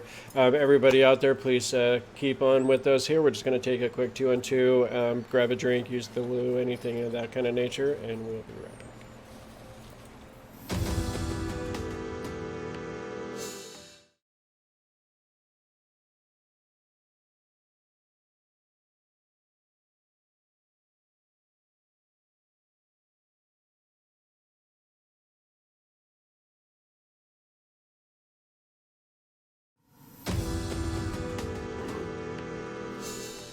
I already have all the cameras done on this screen, and I'm saving myself some time. Welcome back, everybody. We are so glad to be doing this D&D thing here again tonight. I've had a little bit of some issues tonight. We're making our way through it, but we are stoked to be playing some D&D with y'all. So, kind of picking back up where we were, you guys had kind of spread the loot out from the last couple of adventures here onto the table, and kind of noticed kind of seedy looking fellow across the way looking at you. When you do make note of this character, Dill kind of looks over his shoulder, to where you're, looking, and he says, that's old Don John Raskin. He's got himself a little gold mine in the hills. It's gonna need He has a gold mine? It's gonna need a little escort up there. I guess there's some troubles with some of his miners. I told him we were already headed out to the logging camp, but if he was still here when we come back, then, well, we'd be the ones to clear it out for him then, I mean... He has a gold mine. Alright, that's what I said. So he needs to dig into the dirt. Alright, that's generally how it's done. He in the dirt. You froze up on me, lad. I'll be right back. And Jellen hops down from the table and runs over to Don John Raskin. Okay. Well, oh my god, what is he doing? He kind of seems taken aback and then also amused at the same time. What can I do for you? Hello, I'm John Boomsparkles. And he puts a hand up. Don John Raskin. Nice to meet you, Mr. Raskin, or should I call you Don John? What do you prefer? You can call me Raskin. Okay, so I hear you have a mine that for you mine gold? Among other things.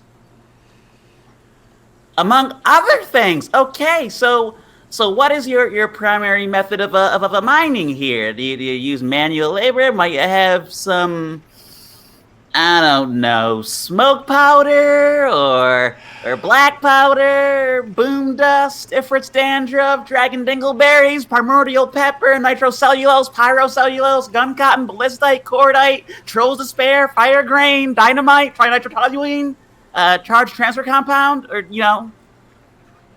explosives? Is there a switch or something to turn him off?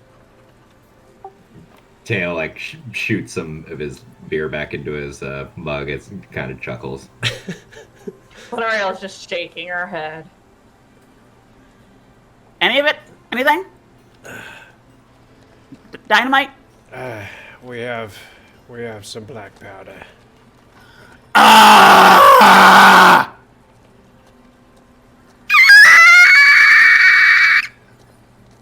Okay, I think he just turned into like a small woodland creature that's getting murdered. I'm very frightened for him. Bouncer! You see him like calling out for Guglug as you're squealing and making these terrible noises. I would very much like to go to your mine. And you see him kind of looking over at the rest of the party. Teo casually walks over. Okay. Our friend here is quite interested in the workings of the mines and how you dig down to the dirt. Trust me, he is quite harmless to your operation. He is. And combustion. If anything, he could be a boon to anything you would need getting done. Big boom. Booms in my. Oh, he said boon. That too. E10. I mean, I've heard a lot about what gnomes can do, but he's a bit. You haven't heard the half of it. He is a bit excitable, isn't he? I'm pretty normal. Well, your friend over there tells me that you have an obligation, and I'm willing to wait up to a few days. But there's something in the mine. We're not sure what it is, but several of my men have gone missing. Okay. Gonna need someone to go in there and find out what's going on in there. Clean it out. We had agreed to help out a logging operation, but I think we would definitely be interested in helping out your situation as well. Very interested in your black powder. Not sure if you lot are quite strong enough for this sort of a mission. Have you met my friend Lanarial? She raises a glass in one hand and her great axe in the other.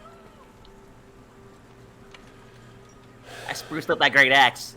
It's like double great. It's like a great axe. Greater axe? Greatest axe.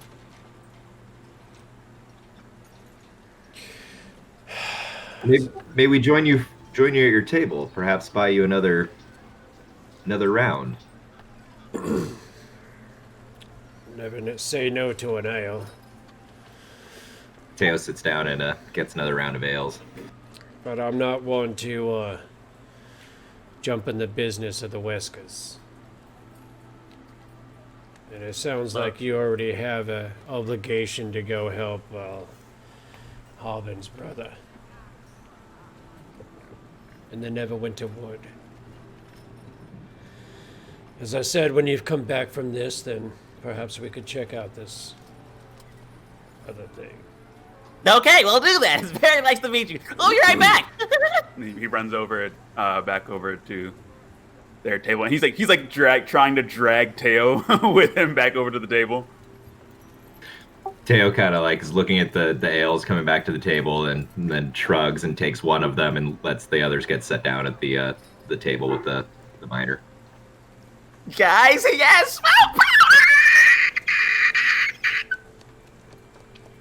If I Don't. him on the head, does it reboot him? Can you turn him on and off again? I feel like we should be able to. Can you invent a button for yourself then, lad? I have several buttons. I have 20 buttons alone on my goggles. What do you need a button for? I should have phrased that a little more directly than I. I think he kind of wants like a button to make sure you don't make that sound anymore. Like a mute button. Do we get a mute button for you? Is there like a panel? Do I have to touch? And she starts like reaching for the goggles to like poke at the buttons on them. That's a lot of personal space. Yeah, Jellen's eyes are just going. He deer in the headlights. Oh my god, I figured out how to silence him. Oh, that's so good. Teo leans in and says, I don't think that would work if any of the rest of us tried that. Oh. Well, I mean, like, we'll figure out where the buttons are for you to push that mute him. And she like stops reaching for Kellen and just goes back to like eating. Lass, I'm pretty sure the button's wherever you want it to be. Okay, what were we talking about? Right, goal. So I think my button was trying to figure out what his machines eat, which I'm still concerned with trying to figure out. They need something at some point. I think they eat like oil. How do you keep it running there, lad? Is it like magic or something? So a pine oil, if we get enough pine cones and break down their essential oils, they drink that? He's looking at Jellen with like honest like curiosity, thinking he's cracked the code. oil does not provide sufficient combustion to properly power the mechano instruments that I use. Not to the degree that I would need that, anyways. It really is. You know what? I've got something I can show you guys later to better describe all of this. In the meantime, though, we really got to get this mission going, and I really want to make sure I hand out our inventory. So here's 34 gold to everybody. And he hands out. Well, DM, did you want me to first go over to provisions or somewhere to exchange all of our copper, silver, and platinum into gold? Because calculating it all up, it does come out to 204 gold. Are you talking about just the actual coins? And not Just the gems? actual coins. Okay. That's something that you could do at the Phandalin Miners Exchange. If you wanted to do, just for the sake of brevity, we could say that you just went there and did that. Okay. So here's 34 gold piece, everybody. All 6 of us. And now we've got these 11 gems. And I was thinking, Alabaster, if you're still here, maybe we could try to pawn these off a little more than they're worth. Well, I do believe I might be able to get a fair price for these gems here. I mean, you're a very persuasive individual. Maybe, I mean, this one's worth only 15, but maybe with the proper, with your natural joie de vivre, we could get a little more for it. Well, I will do my best. You sound different. You have a cold or something? A little rest and a few ales. It's a lovely morning. Okay. I mean, I thought maybe it'd be fun to try. I mean, so often we have to go over to the miners' exchange, and then we have to pay them a fee to tell them what our jewels are worth. But I've actually been working and developing a few more things, and I can just tell this one's worth 15, this one's worth 30, this one's worth 25, this one's worth 25, and all of these are worth 10 apiece. Well, it sounds like you've already saved us some gold just to figure out that part then. Yes! We have to take advantage of the situation, or at least that's what I'm thinking. If you guys would rather just dole this out, just get it all calculated appropriately, then we can just do it that way and be on our way to help these loggers? See, now this is why this one here is my favorite Boomsparkle's brother. I was still just staring at the pile of gold that Jellen handed him. He's never had so much in his possession at once. Dell does not touch the gold in front of him. Something wrong, Dal? You see him just kind of chewing on a chicken leg. Urgh. Didn't he say the first time we tried to pay him that he didn't want payment? But you gotta eat, and you gotta, sleep in a nice place. This place isn't free unless you got some sort of other deal. Well, we earned our keep last time. Aye. Food and lodging for as long as we're in Fandolin. For taking out that bloke that did in your gnome friend, aye. Oh, that's right. You guys worked something out like that.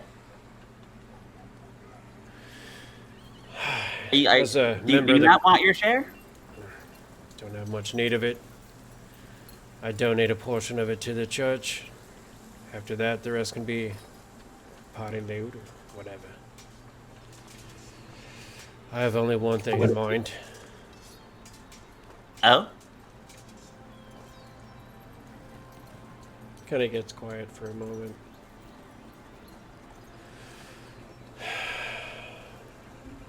The dragon. Why? Isn't that what we're all here for?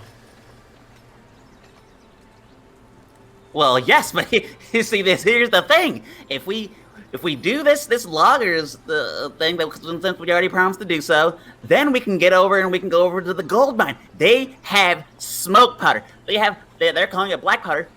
Now, if I can get my hands on it, I can start building weapons to fight the dragon.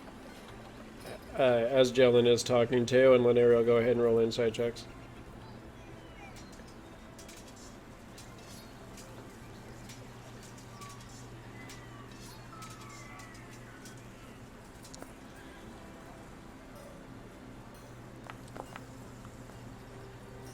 Okay. You guys both kind of feel like Dell is holding something back, and he kind of looks, kind of relieved that Jellen kind of goes into talking about the black powder again, and thankful that the conversation seems to be diverting away from him. But it's not just about the weapons. I need the black powder as a means of combustion. It's the chemical properties need to be studied, and I can do so much more with it.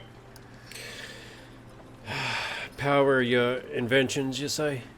Yes, I had an idea for a two-stroke engine that would actually pump energy throughout itself, which would power various other mechanics, and then you could use it do stuff.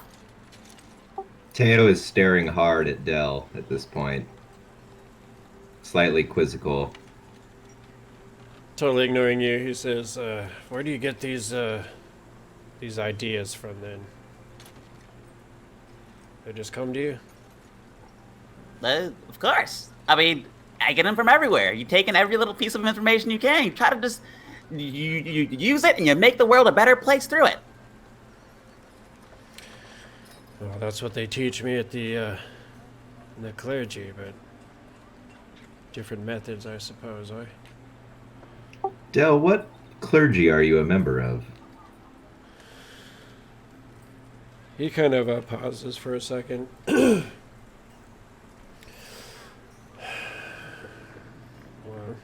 come from the Hall of Justice. The great Lord Tyr.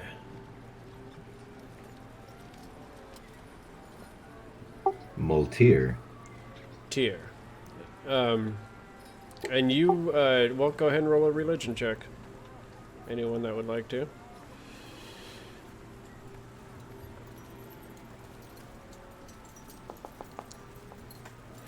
Thanks, Junkie.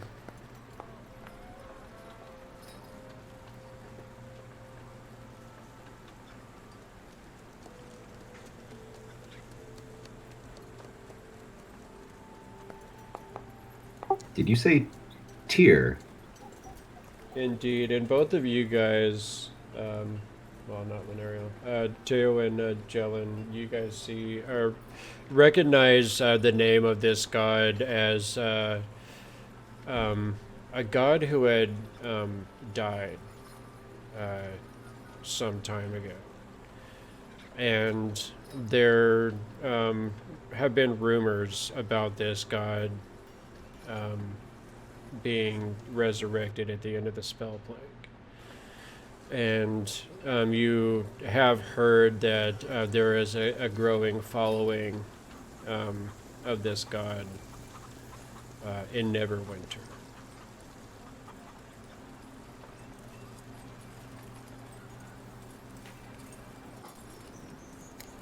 Tyr, I think wasn't Tyr revived near the end of the spell plague?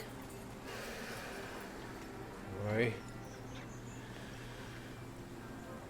What's that about? 1485 Dale Reckoning? It's one of the that's pretty good. That's one of the few things that came out of the spell plague positively. Spell plague really fucked up Lanton. It did a lot of damage to all of the realms. Our monastery had paid close attention to the spell plague. We were concerned it would bring an issue back around. What issue? Tyr is a god Tyr of justice. Over and says nothing. Tyr is a god of justice, god of protection, and a god of war. And those that are like me have been sent to bring word of his return. Okay. Have you been talking to people around the town? This is the first time I'm hearing about it.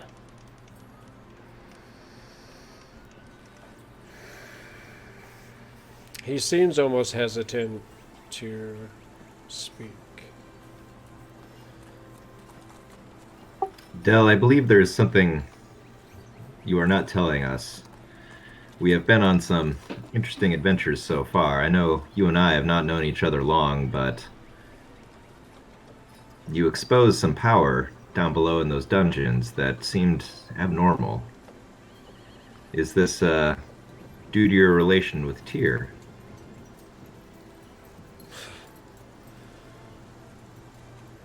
Oh, you could say something like that. Roll a persuasion check. Jellen is going to lean over to Teo and he goes, I don't know where you're going with this, but it seems like you really got a hold on this, and make sure you speak clearly and you drive the point home. While he's doing that, he casts guidance while he's talking to Teo about that. Okay. Go ahead and roll that D4. Add that onto your roll.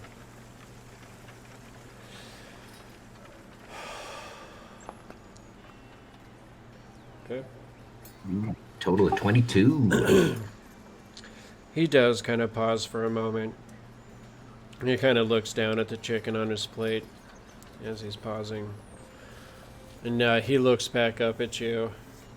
And you almost see, like, this wetness around the corner of his eyes. And as he pauses, he just says,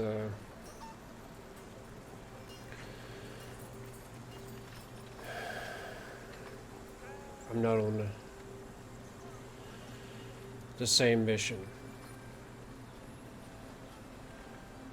as the rest of them. Teo stares and waits for him to continue.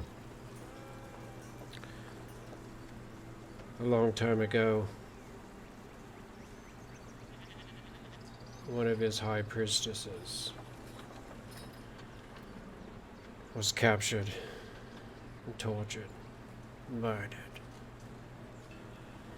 after unspeakable. And he just kind of stops talking and takes a deep breath. And you see him actually kind of hold up his hand. And you see suddenly this little mote of light kind of like appear in the center of his palm. And you see it kind of float up into the air. And as it does so, you see it kind of slowly changing from one color to the next. And kind of like this rolling kaleidoscopic pattern.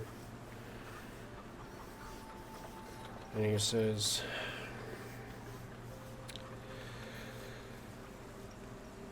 this is what's left of her. This is her essence.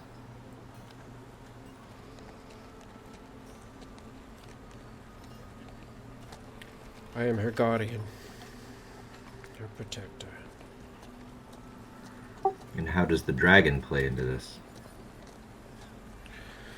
As all dragons do, he sits upon something of the value far beyond what he understands. You mean his hoard? Covets that which is rare. Something is hidden below the dragon's bed. Something I must find.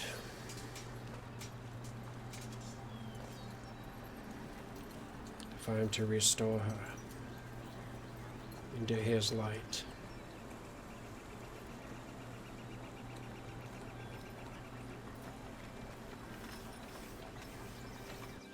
So that is your mission, to restore the priestess by finding, is it her body that the dragon has?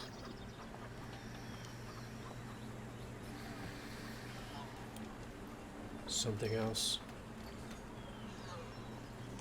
And he actually kind of looks over at Jellen at this point. Oh, okay. Is it like a thingamajig, like a wind 'em up? He kind of narrows his brows a little bit. I do not know the way of it. Do not have an explanation for it. But she has a body that was made for her.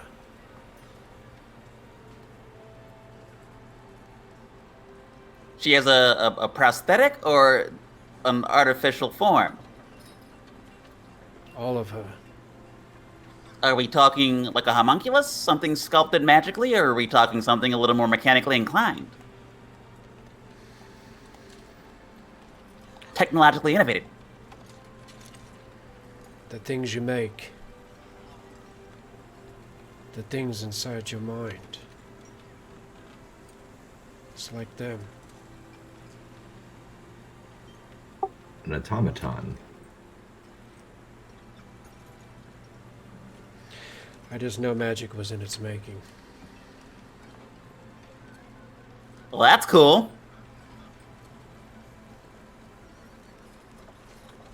I mean, the robot body, not your friend being tortured and their essence pulled out and the dragon holding him hostage. Lenariel, you've been quiet. How are you doing? He kind of narrows his eyes at you. And Ariel just keeps staring down at her food. This is not a conversation she wants to be involved in. Teo puts his hand on Dell's shoulder.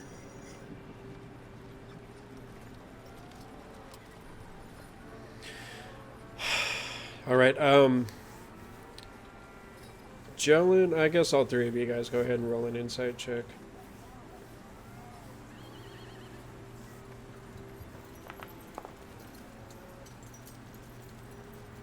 Ariel just rolling high. There are a lot of feelings happening at this table right now, and Lenariel is very, uncomfortable. Quite a bit, yeah. Oh. Teo, I'm pretty sure you still know that Belle is a person. Inside, I got super distracted by something. You're kind of going around the way to put your hand on his shoulder and comfort the mercenary in your party, not really catching this kind of subtle look. Lenariel, you're the only one that really notices this, but you can kind of feel like there's more behind his words, and like when he is talking about this priestess and what he's saying. So, as you guys are kind of enjoying this breakfast,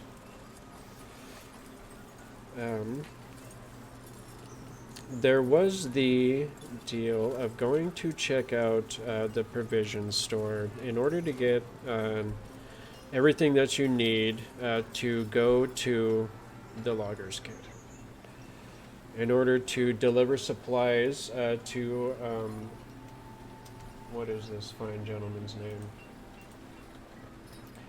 We're just going to say fine gentleman and go with that. To Tybor Wester's home. Out in the Neverwinter Wood. So after spending some time having some breakfast, you guys... Oh, I'm sorry, you guys were divvying up loots. And you had gotten to the gems. Did you just kind of want to wait on that until... I mean, if everybody just wants to divvy them up equally, then we can just skip that and go to just say we went to the Miners Exchange, do the got the cashing fair in. price. Yeah, and then that's 27 gold for an extra 27 for everybody. I don't know if Dell wants his included in his share or what. If there's a party loots, then he doesn't mind his stuff being added into that. I do actually want to role play that scene out with Mitch, so we'll just say that you guys haven't cashed in those gems just yet. Okay. We'll just do the gold. Say that you went over there and did the gold for now. Okay. I feel like I'm running up on the end of things because I had scenes planned for both Mitch and for Quinn tonight. So, you guys, after having some lunch and whatnot, you guys do make your way over to the provision store, over to Barthen's Provisions, and as you kind of walk in to the place, actually no. Before that happens, as you guys are kind of leaving, you guys actually do see Adabra come into the Stonehill Inn And you guys just instantly notice this change kind of come over Tobias, the proprietor of the Stonehill Inn, and you see he definitely seems to have some sort of an old fondness for Miss Adaba Gwyn, and as you see him kind of give her a nice place and kind of seats her up at the bar, and you see them kind of talking like old friends, you guys kind of get the idea that perhaps there's something more going on there. What? Except for Jellen. Jellen doesn't notice anything. Look at how he like got himself all cleaned up and like his hair's all cute now. And like I bet he even smells pretty now. And like the way he's leaning in when he talks to her, he has a crush. He super likes her. The all that, so he put in work to make himself more presentable to Yeah. her. Yeah. So like she might like him more. Does that kind of thing help? Oh yeah, 100%. Every girl likes a guy who like takes time with how he looks, as long as it's not too much time. I can't tell you how much about the work one does, lad. Takes time. Wonder what kind of pretty smell is the best for this situation. I got the notes. The notes he's gonna need. Teo I don't know, like here at this point, just like trying so hard not to pay attention to this conversation. man smelling. I don't know. Like sweat and dirt. I mean, it depends on the girl. Yeah, that sometimes works. Well, Like, I mean, you smelled like that. It was pretty hot. I think for the most part, that's the part you're trying to wash away, lad. so what would you like to? What kind of smells are you into? You need to roll a Constitution check for me right now to see if you can even finish this sentence. Teo like sneezes and is like, too much. Too far. Dial it back. No. Let's see. Is this a Constitution, just a plain Constitution, or is it a saving throw? Let's go with a saving throw on this to see if you can stutter your way through asking Lenario what she prefers. Oh, look at you. Champion. Alright, so yeah, finish your question, sir. I mean, So, what kind of smells or perfumes do you think would work best, and what kind of you know, what are you looking for in a dude? Since you're the seem to be the expert here, and you know what's. I'm like the only girl around right now. Yeah, exactly that. Well, for me, it like totally depends on the guy. Like, if he's like super outdoorsy, I want him to smell like wood and stuff. But if he's not, like, that's just gonna be kind of weird, you know? So if it really just like it depends. So if I he's like wish an indoorsy guy, it's okay if he like smelled like mechanical oil or lubricating grease or. Not really a good smell, no. No? It smells like dirty in a gross way. Okay, so what kind of smells would an introverted individual need to present to spruce themselves up in the way Tobias has? I think sometimes the smell has more to do with your familiarity with someone. If you are familiar and enjoy their presence, then you will find their smell comforting. Teo's grasping for anything to try and. I mean, he's not wrong. Okay, so by maintaining a certain proximity, engage in homeostasis. Okay. Thank you. Yeah. Are you done taking notes there, lad? No, I would like to keep talking about this, but I don't want everybody. If we've got other things going on, we can move on for the moment. I mean, this is probably something we could circle back around to, but I do believe we do want to make sure What that. kind of outfit should? You know what? You're right. Let's circle back around. Ask about outfit. I'm gonna head Ask over to the about provisions and make sure that Bothan's got everything ready for our journey into Neverwinter. Oh yeah, we should totally do that. We're gonna go all the way to Neverwinter. We have to be like prepared. I'm right behind you. Okay.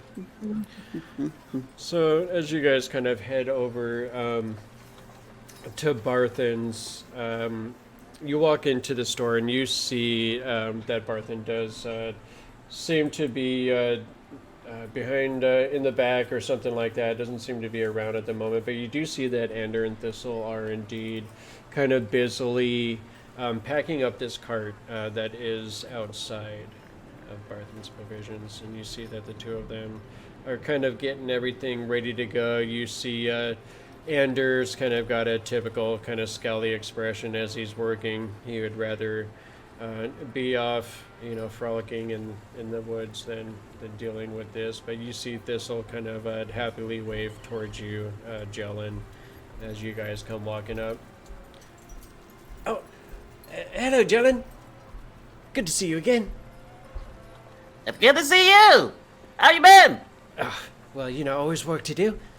You guys are going to Neverwinter? I think so. Have I introduced you to all my friends? Well, hi, friends. Do you think you're going to see any elves? I mean, actually, we've got a couple of elves right here. And you see him kind of look over, and he sees Teo, and he's like, and he doesn't even really look at Lenariel at all, and he just kind of seems to be just enamored of Teo, and he kind of like looks over, and he's like, very obviously kind of looking at your ears, and he says, you're real live elves, eh? Teo pulls back his cowl a little bit to expose his ears a little more and says, yes, I do believe myself and Lenariel here both have some elf heritage within our blood. He kind of looks over at you, Lenariel, and he just kind of, very kind of like confused, kind of a look on his face. He's like, okay, what did you, I have so many questions, but, well, I kind of got to get back to work, and could I ask you questions sometime? Of course, you can always ask me for questions. Stop on down by the Emporium. I'd love to answer your questions. I'd love to teach you things. Make sure you write down those questions so you don't forget. Teo nods and says, of course, anytime. Oh, he's talking to you. Oh, okay, well, Well, that doesn't seem as viable, but whatever. I do like everything that you do too, Jellen. I think that the egg cracker is such a cool idea, but I don't know why Mom seems to think it would just take up too much room in the kitchen and stuff. I think it's a great idea.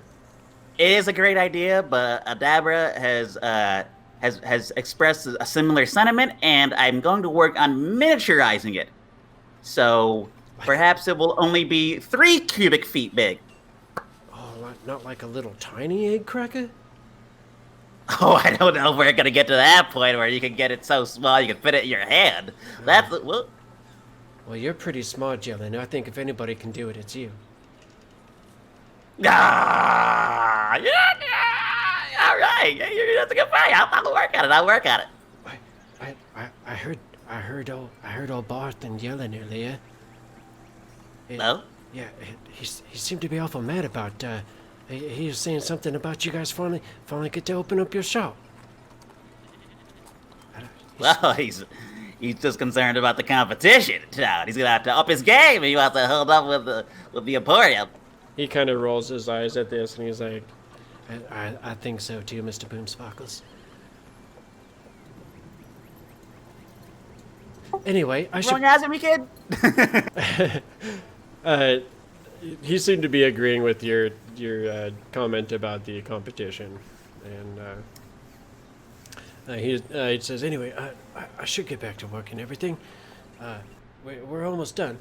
And he kind of just scurries off. And at this point, you see Ender kind of coming out and giving him some kind of dirty looks, like he's being a slacker. As he turns around and goes to get something to load onto the cart. Bye! So after some time, you guys do not see Barthen at all during this time, but you do get this cart loaded up as Thistle and Ender are able to kind of finish the job for you guys. And as you guys kind of take off with this, Kellen does kind of show up towards the end there. You see Sebastian in tow. And I think right before we leave town is going to be where we call it for tonight. Sorry about the little bit shorter session tonight. We did have a couple other segments planned, but with things happening, we're just going to kind of roll with the punches we have here. We are going to be picking up hopefully at 6 o'clock next week, right here on the Kronos World channel. So please come check us out again next week. And go check out Patreon when you're out and about in the internet's world, and look for Limithron out there. He's got some really awesome map sets, and he's got some really cool stuff for ocean sets and other campaigns as well.